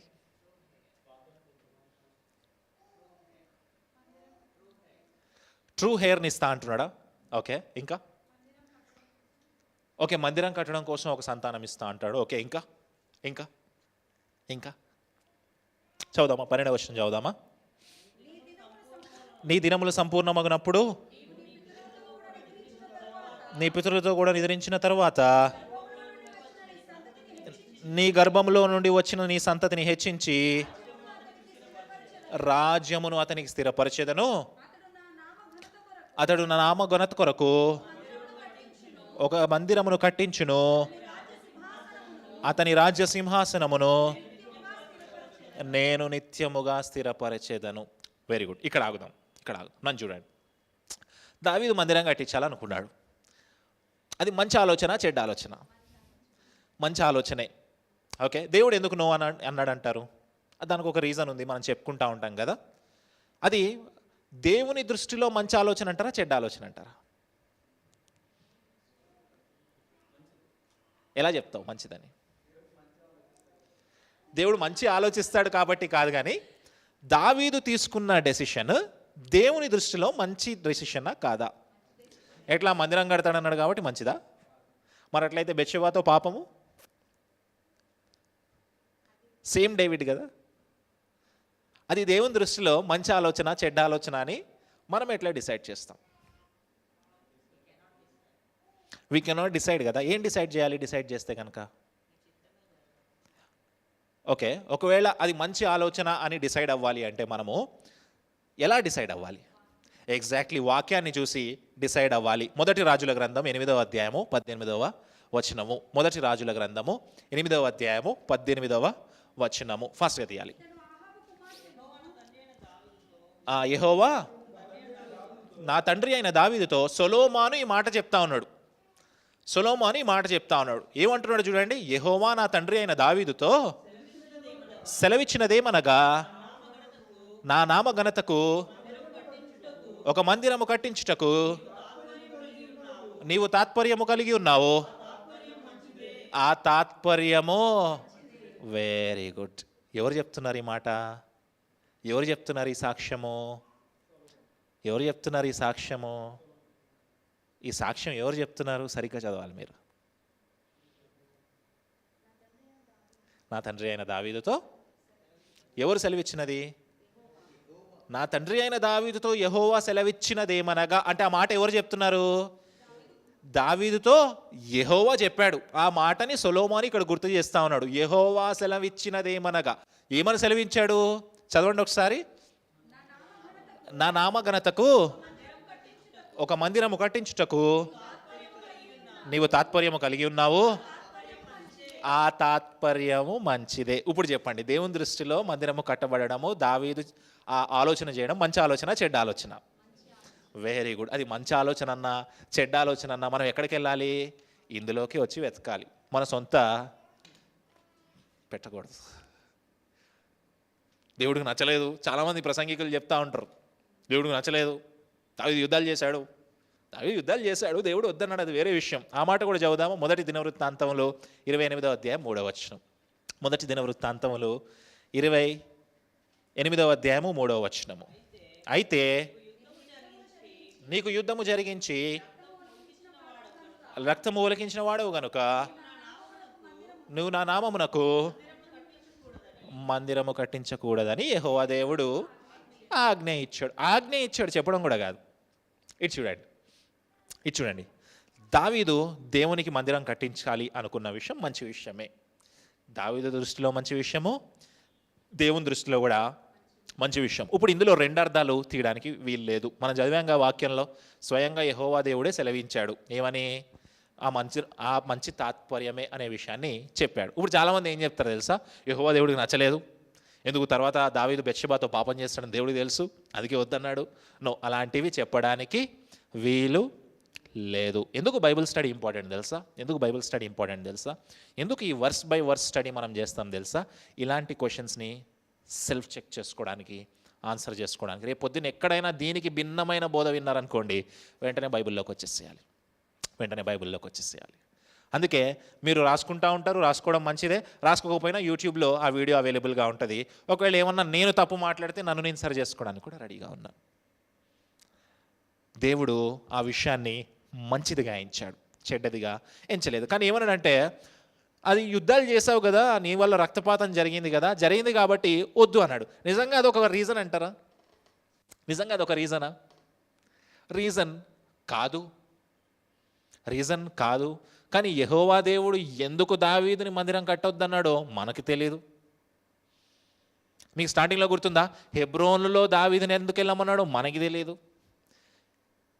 ఎందుకు ఒక గోత్రానికే నాయకుడిగా ఉండమన్నాడో మనకి తెలియదు. ఎందుకు మందిరం కట్టొద్దన్నాడో అదొక రీజన్. ఇంకా వేరే రీజన్ ఏముందా మనకి తెలియదు. రేపు పొద్దున్న పరలోకి వెళ్ళిన తర్వాత ఫస్ట్ ఇదే అడగాలి మనం, ప్రభువా ఎందుకు కట్టించొద్దన్నావు? దావీదు అంత పోరాడాడు కదా నీకోసం, నీ హృదయానుసారుడు కదా, ఆ హృదయానుసారుడైన వ్యక్తితోటి నువ్వెందుకు మందిరం కట్టించుకోలేదు అనే విషయం మాట్లాడాలి. ఇప్పుడు మనం అనుకున్నాం అనుకో, ప్రభువా నేను మందిరాన్ని కట్టేస్తాను అంటే మనము లేము. దేవుడు మనతో మాట్లాడుతా ఉన్నారు. ఈ మధ్య సుమన్ టీవీలో కనిపిస్తున్నాడు, 100 కోట్లు పెట్టి కట్టాము ఈ సంఘం అంటాడు ఒక ఆయన. ఇంకొక ఆయన అంటాడు, నేను ఎన్ని వేల ఆత్మలు కట్టానో తెలుసా, నేను ఎన్ని వేల సంఘాలు కట్టానో తెలుసా, నీ బొంద కట్టావు, నీ వల్ల ఏమీ కాదు, ఏది జరిగినా అది దేవుని వల్లనే. హల్లెలూయా. దేవుడు మాట్లాడుతూ ఉన్నాడు. రేపొద్దున పరిచర్య విస్తరించబడిన తర్వాత, పెద్దగా అయిన తర్వాత, ఒకవేళ సొంత స్థలము, సొంత దేవుని గృహము ఏర్పడింది అనుకోండి, అది మనది కాదు. అది కట్టించింది ఎవరు? యెహోవానే కట్టించాడు. దానికి అన్వేష్ ఇంటర్నేషనల్ మినిస్ట్రీస్ అని నా పేరు పెట్టుకోవడానికి లేదు. డేవిడ్ మల్టీనేషనల్ మినిస్ట్రీస్ అని పెట్టుకోవడానికి లేదు. దేవుడు మనతో మాట్లాడుతూ ఉన్నాడు.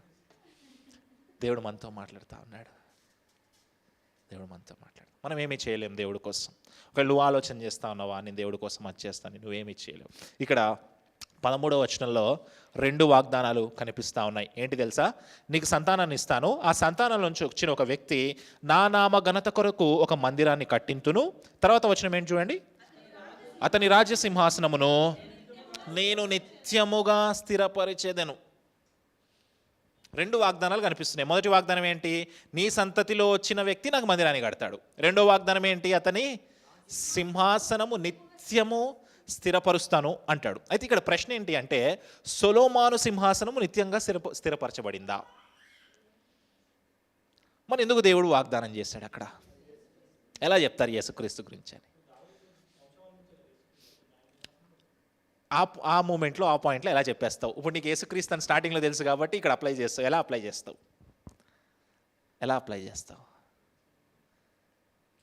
చేస్తావు? మళ్ళీ అప్లై చేయాలంటే ఎక్కడికి వెళ్ళాలి?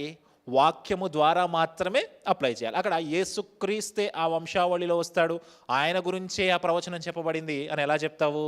అంటే యేసుక్రీస్తు గురించి ఏదో జరుగుండాలి మొదట్లో, లేదా చివరిలో ఏదో జరుగుండాలి. అయితే మొదటికి వెళ్ళిపోదాం. ఫస్ట్ ఇది ఇంటర్వెల్ అని చెప్పాను కదా, ఫస్ట్ ఇంట్రడక్షన్కి వెళ్ళిపోదాం.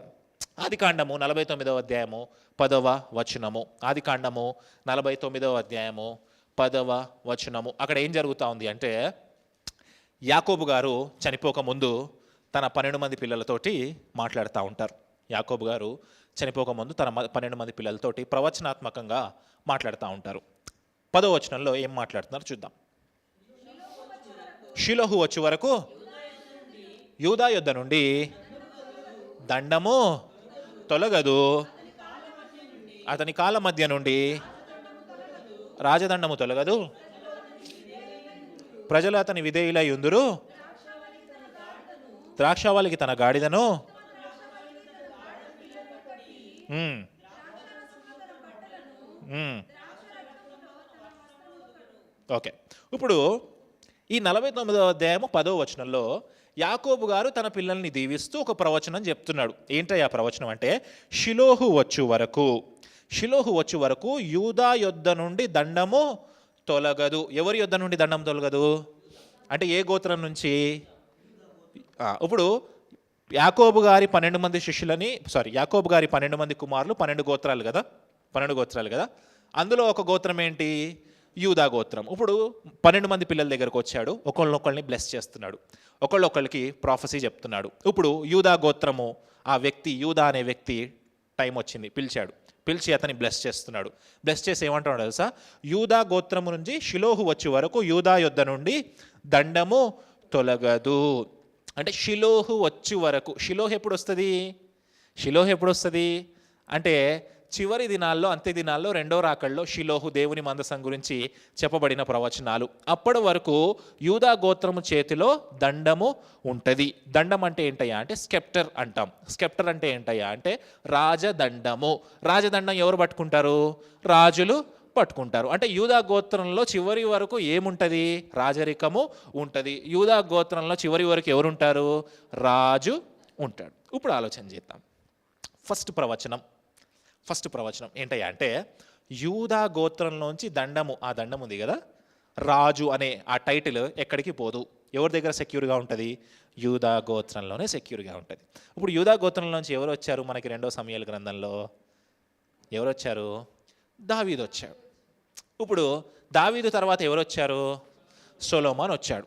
సొలొమోన్ తర్వాత అతని పిల్లలు తర్వాత ఎక్సైల్లోకి వెళ్ళిపోయారు, శిక్షించబడ్డారు. దాని తర్వాత ఇప్పుడు రాజరికం లేదు కదా. మరి దండం ఎక్కడుంది?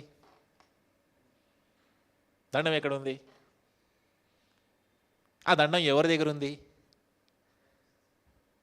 మత్తయి సువార్త ధ్యానించేటప్పుడు చాలా బాగా చెప్పాను మీకు. ఎస్కటాలజీ గురించి చెప్పాను, చివరి దినాల్లో జరిగే విషయాల గురించి చెప్పాను, రెండో రాకల్లో జరిగే విషయాల గురించి చెప్పాను. రెండో రాకల్లో ఎవరు వస్తారు? యేసుక్రీస్తు వస్తాడు. యేసుక్రీస్తు ఎక్కడ కూర్చుంటాడు? దావీదు సింహాసనం మీద కూర్చుంటాడు. అంటే రాజు ఎవరు? అర్థమైందా? సరే, చివరికి వెళ్దాం ఒకసారి. ప్రకటన గ్రంథం 22వ అధ్యాయము 16వ వచనంలోకి వెళ్దాం. ప్రకటన గ్రంథము 22వ అధ్యాయము. మీరు కన్ఫ్యూజింగ్గా ఫేసెస్ పెట్టారు కాబట్టి, అది యేసుక్రీస్తా కాదా అని అనుకుంటా ఉన్నారు కాబట్టి 16వ వచనంలోకి వెళ్దాం. సంఘముల కోసము ఈ సంగతులను గూర్చి మీకు సాక్ష్యం ఇచ్చుటకు యేసు అను నేను నా దూతను పంపి ఉన్నాను. నేను దావీదు వేరు చిగురును, సంతానమును, ప్రకాశమానమైన వేకువ చుక్కను అయి ఉన్నాను. ఇప్పుడు మొత్తం లార్జర్ పిక్చర్ ఆలోచిద్దాం. ఆది కాండంలో యాకోబు గారు యూదా గోత్రం వాళ్ళని బ్లెస్ చేశాడు. ఏమన్నా తెలుసా? నీ ఫ్యామిలీలోనే, నీ గోత్రంలోనే రాజరికం ఉంటుంది, ఈ రాజదండము ఎక్కడికి పోదు. ఆ ఫ్యామిలీలోంచి ఎవరు వచ్చారు? ఇంటర్వెల్ సీన్ వచ్చేసరికి దావీదు గారు వచ్చారు. దావీదు రాజుగా ఉన్నాడు. దావీదు తర్వాత సొలొమోన్ వచ్చాడు. ఇన్ని వేల సంవత్సరాలు అయిపోయిన తర్వాత రాజరికం లేదు. మరి ఎక్కడికి? యూదా గోత్రంలోంచి ఇంకో రాజు రావాలి కదా. ఎవరయ్యా రాజు అంటే, అంత్యదినాల్లో ఎప్పుడైతే యేసుక్రీస్తు వారు యెరూషలేము మీద సింహాసనం వేసుకొని దావీదు సింహాసనం మీద కూర్చొని ఉంటాడో అప్పుడు ఆయన రాజుగా కూర్చొని ఉంటాడు. హల్లెలూయా. అంటే అక్కడ ఆది కాండములో చెప్పిన ప్రవచనము ఎప్పటి వరకు నెరవేరుతుంది? అది చివరి వరకు నెరవేరుతా ఉంది. ఇప్పుడు ఆ విషయాన్ని దేవుడు దావీదుతో గుర్తు చేస్తూ ఉన్నాడు. నీ సంతానంలోంచి వచ్చినవాడు ఒక వ్యక్తి నా మందిరాన్ని కడతాడు, సరే, కానీ నీ సంతానంలో ఇంకో వ్యక్తి రాబోతా ఉన్నాడు, డిసెంబర్ 25వ తారీఖున పుట్టబోతా ఉన్నాడు. ఆ వ్యక్తి రెండవ రాకల్లో నిత్య సింహాసనం మీద కూర్చోబోతా ఉన్నాడు.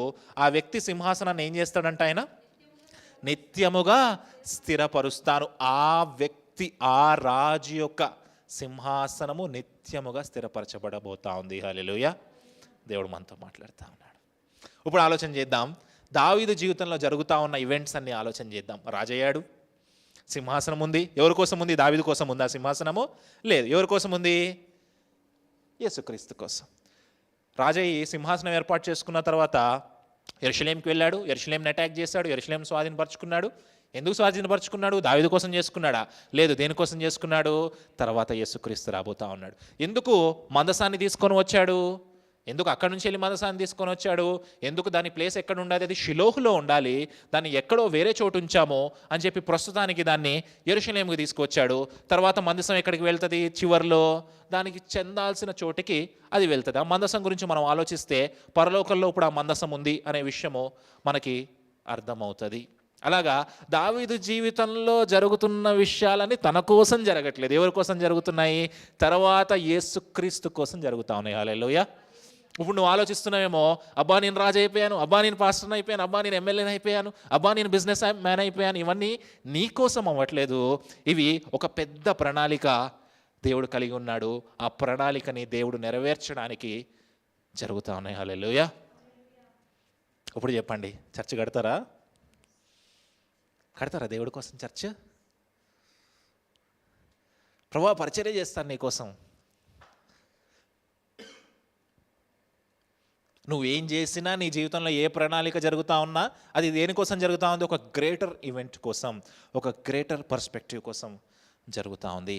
దావీదు జీవితంలో జరుగుతున్న విషయం అది బహుశా దావీదుకు కూడా తెలియదేమో అప్పుడు ఆ విషయం. దావీదుకు కూడా తెలియదేమో ఆ విషయం. దేవుడు ఎలా నడిపించాడో అలా వెళ్ళాడు. దేవుడు ఎలా నడిపించాడో అలా వెళ్ళాడు. ఏమంటాడో తెలుసా? నువ్వు నా మందిరం కట్టడానికి వీలు లేదు, నీ సంతానంలో ఒక వ్యక్తి కడతాడు. ఆ వ్యక్తి కట్టడం మాత్రమే కాదు, నీ సంతానంలోంచి ఒక చిగురు రాబోతా ఉంది. ఆ చిగురు అంత్య దినాల్లో సింహాసనం మీద కూర్చోబోతా ఉంది. ఆ చేతిలోంచి రాజదండము పోనే పోదు. ఆ సింహాసనము నిత్యముగా ఉండబోతా ఉంది, స్థిరపరచబోతా ఉంది. హల్లెలూయా. దేవుడు మనతో మాట్లాడుతా ఉన్నాడు. తర్వాత ఏమన్నాడు చూద్దాం. నేను అతనికి తండ్రిని అయ్యుందును. Very good. ఎవరి గురించి చెప్తున్నారు అంటారు? ఇది ఎలా చెప్తున్నారు? ఇప్పుడు తెలిసింది కాబట్టి చెప్తున్నారా? Very good. నేను అతనికి తండ్రిని అయ్యుందును. చదవండి.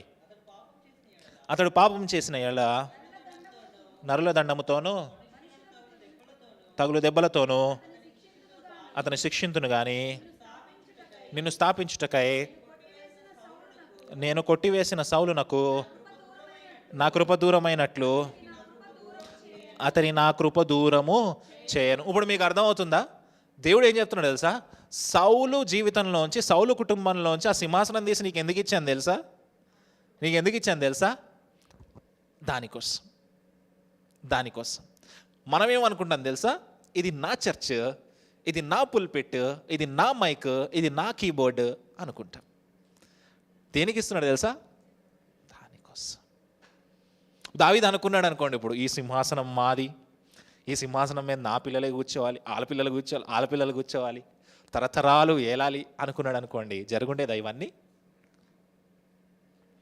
దేవుడు మాట్లాడుతూ ఉన్నాడు మనతోటి. ఎందుకు దావీదు హృదయానుసారుడయ్యాడు తెలుసా? అయ్యాడు తెలుసా? ఆ సింహాసనం నాది కాదు అన్న విషయం దావీదుకు తెలుసు. ఆ రాజ్యము నాది కాదు అన్న విషయం దావీదుకు తెలుసు. ఇది నాది కాదు అన్న విషయం దావీదుకి తెలుసు. అందుకే దావీదు గురించి నా హృదయానుసారుడు అనే సాక్ష్యాన్ని దేవుడిచ్చాడు. హల్లెలూయా. మనం ఒక కొత్త షర్ట్ కొంటేనే అది నా షర్ట్ అంటాం కదా, ఒక కొత్త బైక్ కొంటేనే నా బైక్ అంటాం కదా. ఒకవేళ నీ సొంత డబ్బులతో, నీ కష్టార్జితంతో కొనుక్కున్నా కూడా అది నీది కాదు. అందుకే పదే పదే గుర్తు చేస్తూ ఉంటాను, ఇది మా చర్చ్ కాదు, ఇది దేవుని సంఘము. ఇది ఎవరికి అప్పచెప్పమంటే వాళ్ళకి అప్పచెప్తాం. సల్మాకి ఇవ్వాలా, సల్మాకి ఇచ్చేస్తాం. డేవిడ్కి ఇవ్వాలా, డేవిడ్కి ఇచ్చేస్తాం. దేవుడు మాట్లాడాలి. అన్వేష్ నీ పని అయిపోయింది, నువ్వు పక్కకు జరగరా, నువ్వు ముందుకు వెళ్ళు, నువ్వు వేరే సంఘం చూసుకో, ఈ సంఘం వాళ్ళకి ఇచ్చేయంటే నిర్మోహమాటంగా ఇచ్చేసి వెళ్ళిపోతాం. ఇది మాది కాదు. హల్లెలూయా. దేవుడు మనతో మాట్లాడుతూ ఉన్నాడు. ముందుకు వెళ్దాం. నీ మట్టుకు నీ సంతానమును, నీ రాజ్యమును నిత్యము స్థిరమగును, నీ సింహాసనము నిత్యము స్థిరపరచబడును అనెను. తనకు కలిగిన దర్శనం అంతటిని బట్టి ఈ మాటలన్నిటి చొప్పున నాతాను దావీదునకు వర్తమానము తెలియచెప్పాను. Very good. ఫస్ట్ స్టార్టింగ్లో దావీదు మందిరం కట్టాలి అనుకున్నాడు. దేవుడు ఏం చేశాడు తెలుసా? నా మందిరాన్ని కట్టడానికి వీలు లేదు, అది నేను ఎలా కట్టించుకోవాలో తర్వాత వ్యక్తుల చేత నేను కట్టించుకుంటాను అన్నాడు. అంటే దావీదుకి ఏం చెప్పాడు దేవుడు? నో చెప్పాడు. నో చెప్పాడు. ఇప్పుడు దావీదు ప్లేస్లో మనల్ని పెట్టుకుందాం.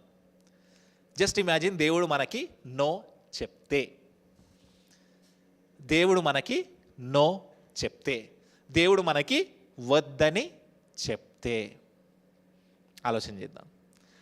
ఆలోచన చేద్దాం. మనం బాగా ఇష్టపడ్డ అమ్మాయి మనకు నో చెప్తే మనం తట్టుకోలేం కదా. ఏకంగా దావీదుకి ఎవరు నో చెప్పారు?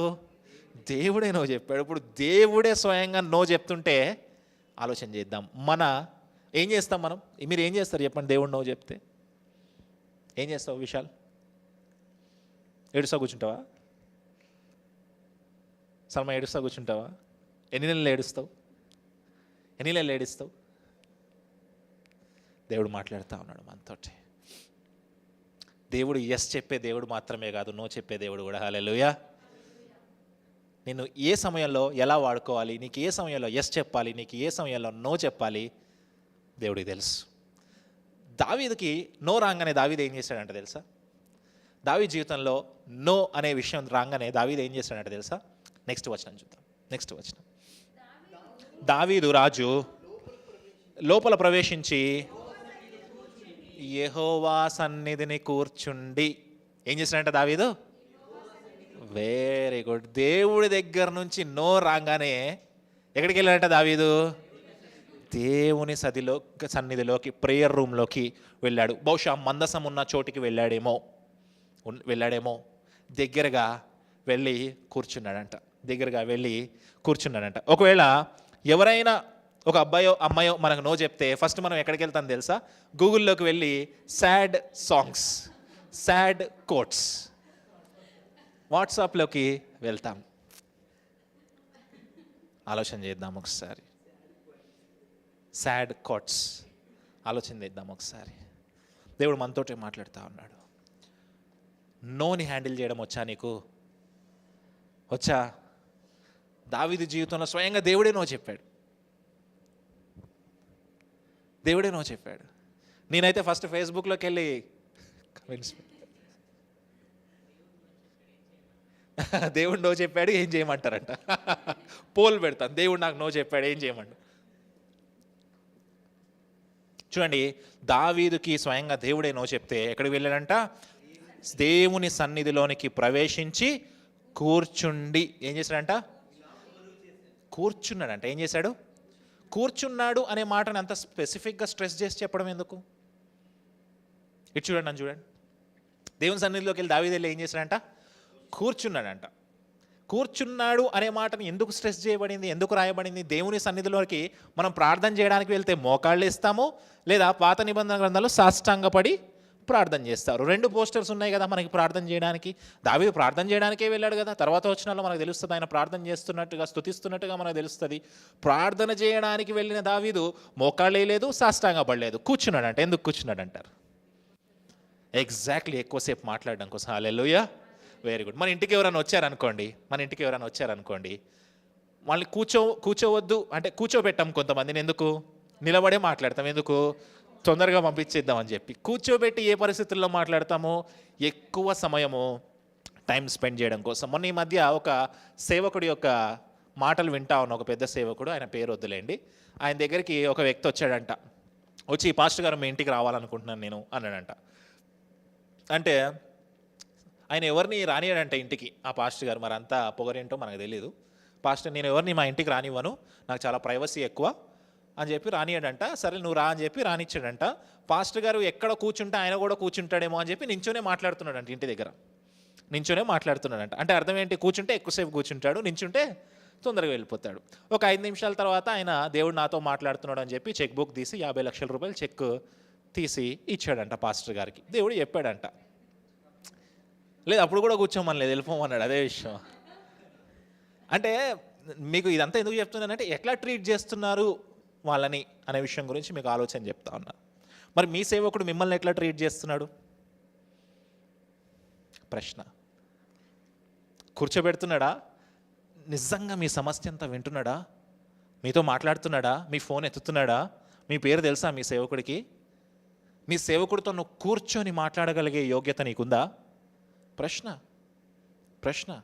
దేవుడు మనతో మాట్లాడుతా ఉన్నాడు. దావీదు ఏం చేశాడంట? కూర్చున్నాడంట. బైబిల్లో ఇంకెవరు కూర్చున్నారు దేవుడి ఎదుట? ఇంకెవరు కూర్చున్నారు? ఆలోచన చేయండి. కొత్త నిబంధనలో తెలుస్తుంది మీకు. యేసుక్రీస్తు ఎదుట, దేవుని ఎదుట ఇంకెవరు కూర్చున్నారు? ఎగ్జాక్ట్లీ. మరియమ్మ కూర్చుంటే మార్తమ్మ గారు ఏమో అక్కడేమో హడావిడి అయిపోతుంది. మరియమ్మ గారు కూర్చొని దేవుని మాటలు ఆలకిస్తూ ఉందంట. ఇంకెవరు కూర్చున్నారు బైబిల్లో? ఇంకెవరు కూర్చున్నారు? ఒక ప్రత్యేకమైన వ్యక్తి కూర్చున్నాడు. ఒక స్పెషల్ పర్సన్ కూర్చున్నాడు దేవుని ఎదుట. గెరాసీనుల దేశానికి యేసుక్రీస్తు వారు వెళ్ళినప్పుడు దయ్యం పట్టిన వ్యక్తి వచ్చాడు కదా. వచ్చి ఆయన గురించి చదువుదాం చూడండి. లూకాసు వార్త 8వ అధ్యాయం చూడండి. లూకాసు వార్త 8వ అధ్యాయము 34వ వచనము. లూకాసు వార్త 8వ అధ్యాయము ఒకసారి 27వ వచనం చదువుదామా? 26 నుంచి చదవండి. వారు గలిలయకు ఎదురుగా గెరసీనుల దేశంలోనికి వచ్చిరి. ఆయన ఒడ్డున దిగినప్పుడు ఆ ఊరివాడు కూడా ఆయనకు ఎదురుగా వచ్చాను. దయ్యములు పట్టిన వాడే బట్టలు కట్టుకొనక సమాధుల్లోనే గాని ఇంటిలో ఉండువాడు కాదు. ఈ గెరాసీనుల దేశంలో దయ్యం పట్టిన వ్యక్తి బట్టలు వేసుకోడంట, ఆ సమాధుల్లో ఉండడంట. అంటే ఎక్కడ ఉండడు, సమాధుల్లో సరిగ్గా ఉండడు, ఇంటి దగ్గర కూడా సరిగ్గా ఉండడు. కొంతసేపు అక్కడ ఉంటాడు, కొంతసేపు వీధుల్లో ఉంటాడు, కొంతసేపు సమాధుల్లో ఉంటాడు. ఆయన నచ్చిన చోటు ఉంటాడు. ఎందుకు? దయ్యం పట్టింది కాబట్టి. దయ్యం పట్టిన వ్యక్తి ఎక్కడెక్కడ చంచలంగా తిరగాలో, దేశదిమ్మరిగా తిరగాలో తిరుగుతూ ఉన్నాడు. ఎప్పుడైతే యేసుక్రీస్తు వారు ఆ దయ్యాన్ని వదిలించారో 34వ వచనంలో చదువుతాం. 34వ వచనం. చూచి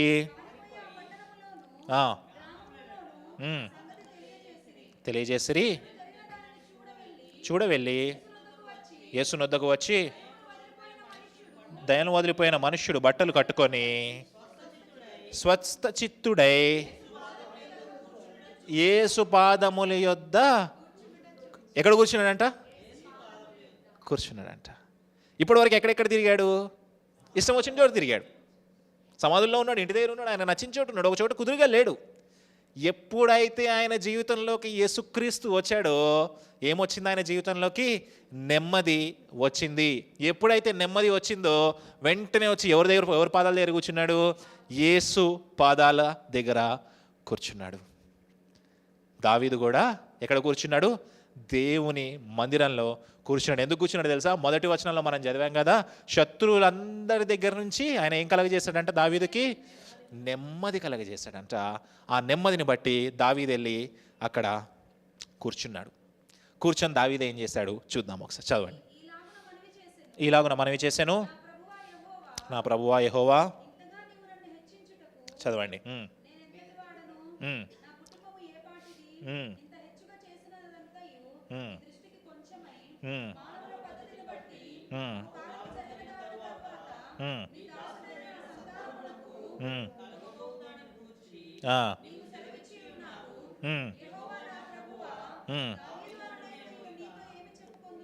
వెరీ గుడ్. ఇప్పుడు ఇక్కడ నుంచి చివరి 29వ వచనం వరకు దావీదు ఒక ప్రేయర్ చేస్తూ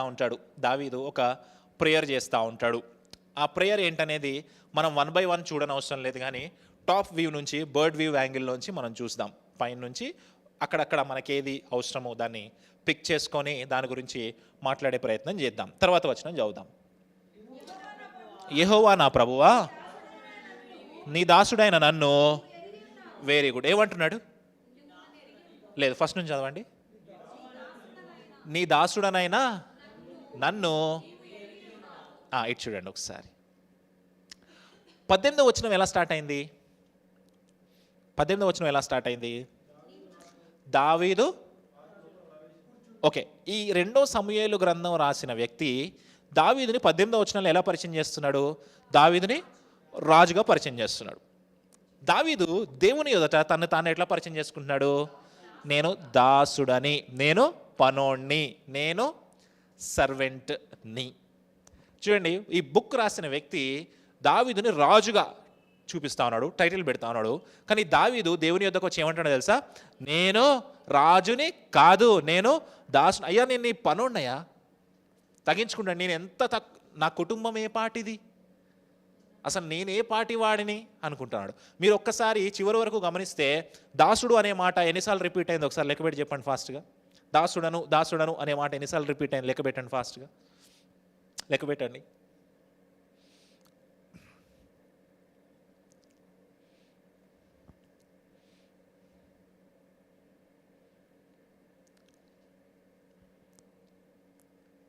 ఎన్నిసార్లు అయింది సరిగ్గా లెక్క పెట్టాలి. 29వ వచనం వరకు దాసుడను దాసుడను దాసుడను అంటానే ఉంటాడు ఆయన.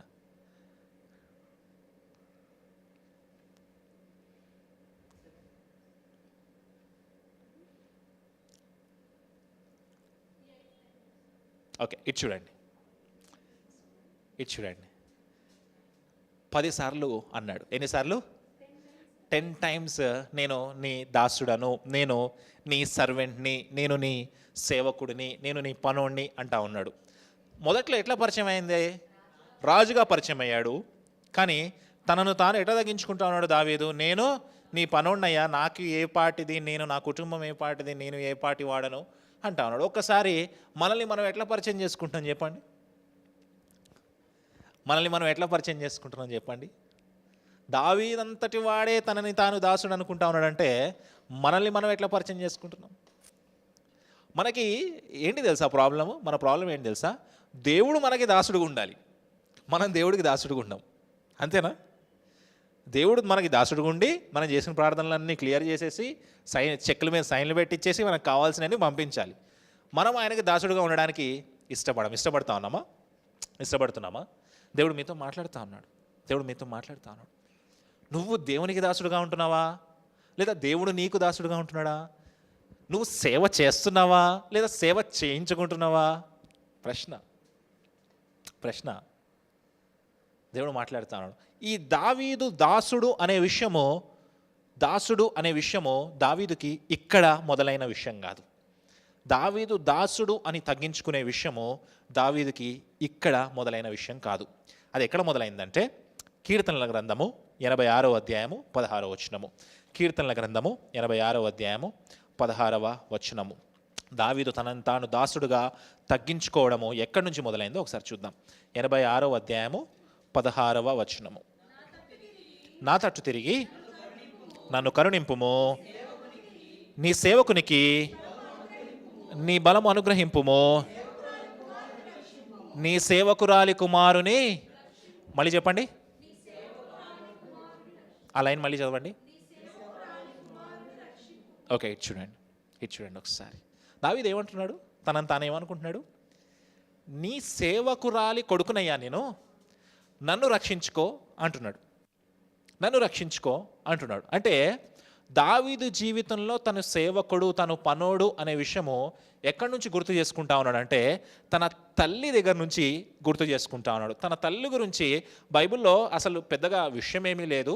తన తండ్రి గురించి ఎక్కువ రాయబడింది. కానీ బహుశా తల్లి దావీదుకి తర్ఫీదు ఇస్తూ ఉందేమో, బహుశా తల్లి దేవుని దగ్గరికి వెళ్ళి ప్రార్థన చేస్తూ ఉందేమో, ప్రభువా నేను నీ సేవకురాల్ని, ప్రభువా నేను నీ సేవకురాల్ని, ప్రభువా నేను నీ దాసురాల్ని, ప్రభువా నేను నీ పని మనిషిని అని అంటా ఉందేమో. దావీదు చిన్నప్పటి నుంచి తన తల్లిని చూస్తూ ఉన్నాడేమో. నా తల్లే సేవకురాలు అంటుందంటే నేనేమవుతాను? నేను ఇంకా చిన్నోడిని అవుతాను. అంటే తల్లి దగ్గర నుంచి నేర్చుకున్న విషయము. ఎక్కడి నుంచి నేర్చుకున్న విషయము? తల్లి దగ్గర నుంచి నేర్చుకున్న విషయము. ప్రభువా నీ సేవకురాలి కుమారుణ్ణి నన్ను కరుణింపుము, రక్షించుము అంటా ఉన్నాడు. దావీదు యొక్క తల్లి గారు తనను తాను సేవకురాలుగా తగ్గించుకుంది.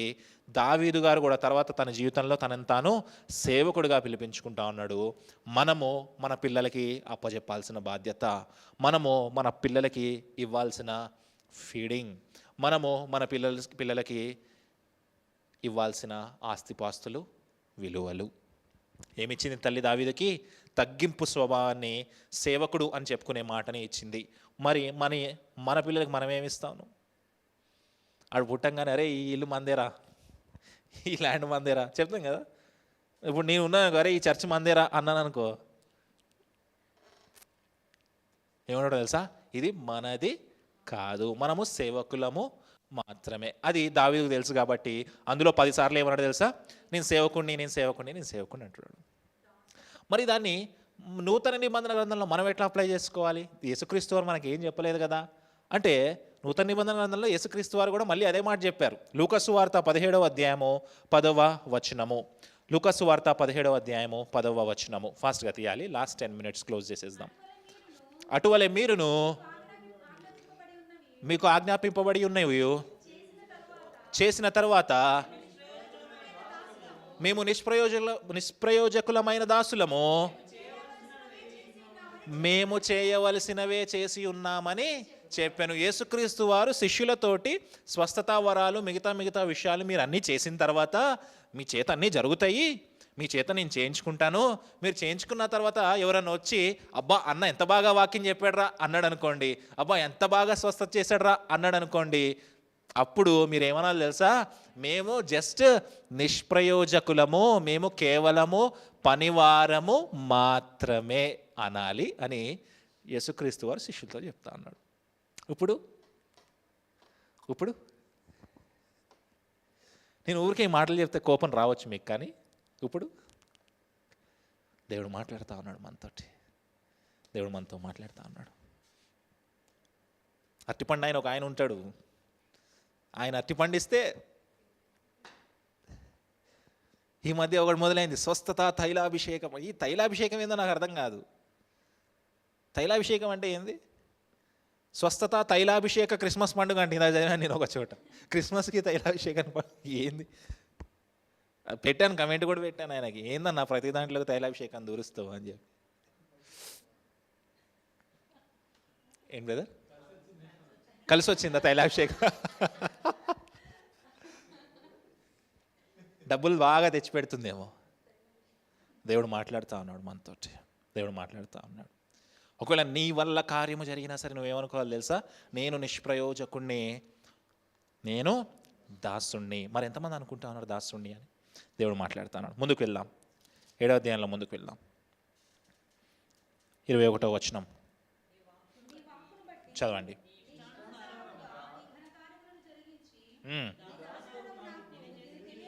తెలియజేసేవి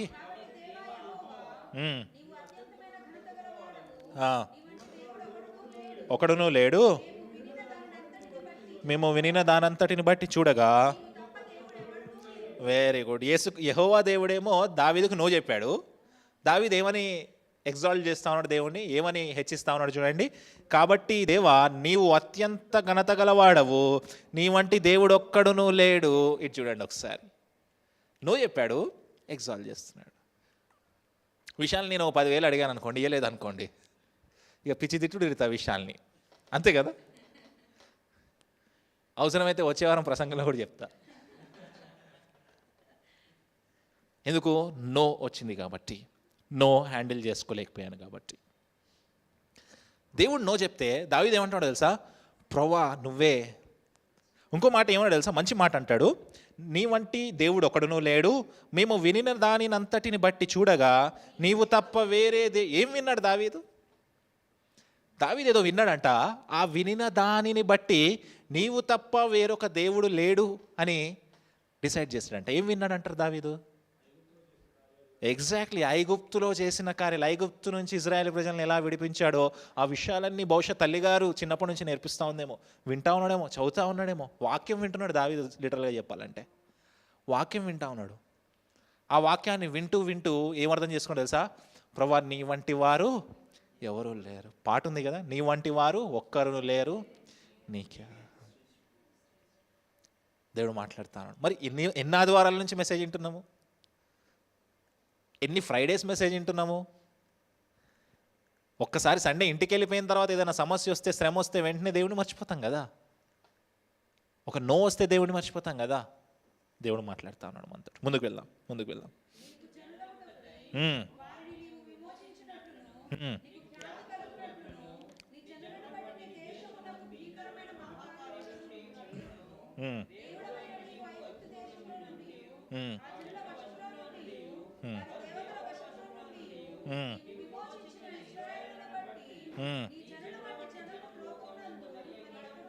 చూసారా, పాస్ట్ గురించి చెప్పుకుంటా వస్తున్నాడు, ఐగుప్తు గురించి చెప్పుకుంటా వస్తున్నాడు. ఐగుప్తు దేశంలో వీళ్ళందరూ ఆ దేవతల వశంలో ఉన్నారు, అక్కడి నుంచి నువ్వు విడిపించావయ్యా అంటే దావీదుకు వాక్యం తెలుసా తెలీదా? తెలుసు. వాక్యముతో ప్రార్థన చేస్తున్నాడు దావీదు. దేంతో ప్రార్థన చేస్తున్నాడు? వాక్యం అంటే గతంలో తన జీవితంలో జరగకపోయినా తమ పూర్వీకుల జీవితంలో జరిగిన విషయాలు, అద్భుతాల గురించి దావీదు గుర్తు చేసుకుంటా ఉన్నాడు అక్కడ. ఇక్కడ మన జీవితంలో జరిగిన అద్భుతాల గురించి మనం చెప్తామా? చెప్పం. ఎన్నిసార్లు విడిపించాడు దేవుడు నిన్ను, ఎన్నిసార్లు స్వస్థపరిచాడు దేవుడు నిన్ను, ఎన్నిసార్లు ఆశీర్వాదాన్ని ఇచ్చాడు దేవుడు నిన్ను, అన్నీ మర్చిపోతావు. మనకి చేసినవి మనం మర్చిపోతాం. దావీదు ఏకంగా తన జీవితంలో జరిగినవి మాత్రమే కాదు, తన పూర్వీకుల జీవితంలో జరిగిన విషయాలు కూడా గుర్తు చేసి దేవుణ్ణి స్తుతిస్తూ ఉన్నాడు.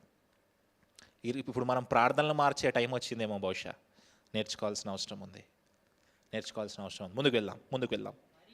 మరియు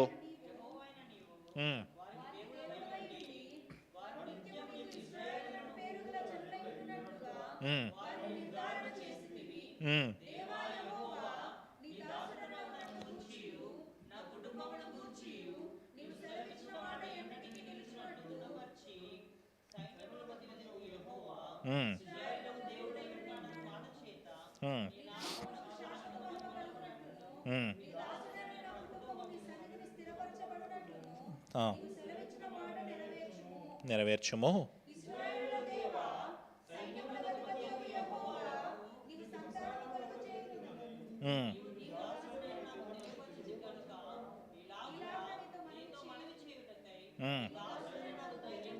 ధైర్యము కలిగెను.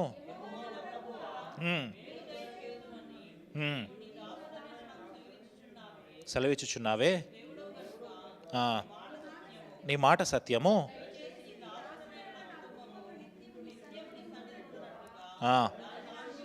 దానిని ఆశీర్వదించుము. యెహోవా నా ప్రభువా, నీవు సెలవిచ్చి ఉన్నావు, నీ ఆశీర్వాదము నొంది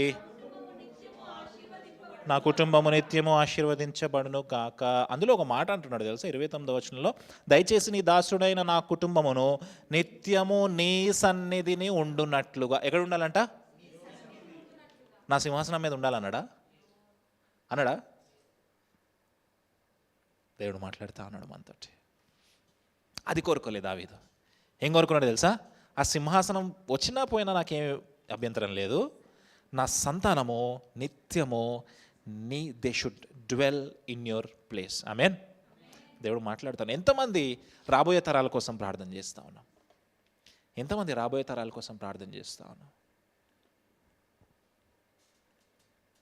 మన సంతానంలో వచ్చే పిల్లలు ఎవరిని పెళ్లి చేసుకుని ఎటు వెళ్ళిపోతాడో తెలుసా మనకి? ప్రార్థన చేస్తున్నామా? వాడు ఏ క్రిస్టియన్ కాదనో ఎవరిని పెళ్లి చేసుకుని ఎటు వెళ్ళిపోతాడో, ఏ విగ్రహానికి వెళ్ళిపోతాడో ఎవరికి తెలుసు? ప్రేయర్ చేస్తూ ఉన్నామా? దావీదు ఏమంటున్నాడో తెలుసా? నా పిల్లలకి, నా సంతానానికి నీ సన్నిధి దూరం చేయకు ప్రభువా. ఎంతమంది ప్రార్థన చేస్తాం? నేనైతే చేస్తున్నాను. ఏమేం చేశాడు ప్రార్థనలో? ఫస్ట్ వెళ్ళి కూర్చొని, ఎందుకు కూర్చున్నాడు తెలుసా? He want to spend more time. దేవునితో ఎక్కువ సమయం గడపాలనుకోండి. ఎప్పుడు గడిపాం దేవునితో ఎక్కువ సమయం? చివరిసారి అది కూడా ఎప్పుడు ఎక్కువ సమయం గడపాలనుకుంటే తెలుసా? ఎప్పుడైతే నో వచ్చిందో, రిజెక్ట్ అయిందో, అప్పుడు దేవుడితో ఎక్కువ సమయం గడపాలని కూర్చొని ప్రార్థనలోకి వచ్చాడంట. ఫస్ట్ మాట ఏంటి తెలుసా? తగ్గించుకున్నాడంట. నేను ఏ పార్టీ వాడిని? నా బ్రతుకింతే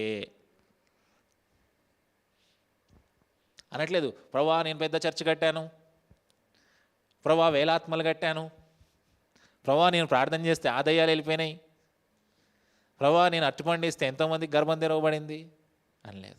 ఏమన్నా తెలుసా? నేను ఏ పార్టీ వాడను. ఈరోజు నేర్చుకోవాల్సిన పాట ఏంటంటే, దేవుడు వద్దని చెప్తే ఎక్కడికి వెళ్తున్నాం మనం? మన లైఫ్లో రిజెక్షన్ వస్తే ఎక్కడికి వెళ్తున్నాం మనం? కూర్చుంటున్నామా? దేవుని సన్నిధిలో కూర్చుంటున్నామా? ప్రార్థన చేస్తున్నామా? ఆ ప్రార్థనలో ఇవన్నీ ఉన్నాయా? తగ్గించుకుంటున్నామా? మీ జీవితంలో చేసిన మేలులను, మీ జీవితంలో చేసిన అద్భుత కార్యాలని గుర్తు చేసుకుంటున్నామా? Point number 1. పాయింట్ నెంబర్ 2 ఏంటంటే, మీ పూర్వీకుల జీవితంలో చేసిన అద్భుత కార్యాలను గుర్తు చేసుకుంటున్నామా? వాళ్ళు ఎలా కాచి కాపాడాడు దేవుడు, వాటిని గుర్తు చేసుకుంటానమ్మా? తర్వాత రాబోయే సంతానం, ఫ్యూచర్ జనరేషన్ గురించి ప్రార్థన చేస్తూ ఉన్నామా? దేవుడు మనతో మాట్లాడుతూ ఉన్నాడు. అలాంటి గొప్ప ప్రార్థనలోనికి వావ్ చర్చ్ నడిపించబడాలి అని మనస్ఫూర్తిగా కోరుకుంటా ఉన్నాను నేను. ఆమెన్. గట్టిగా చెప్పాలి. దేవుడి వాక్యాన్ని దీవించునుగాక. వంశీ వచ్చి ఫైనల్ ప్రేయర్ చేసిన తర్వాత బెనడిక్షన్తో క్లోజ్ చేద్దాం.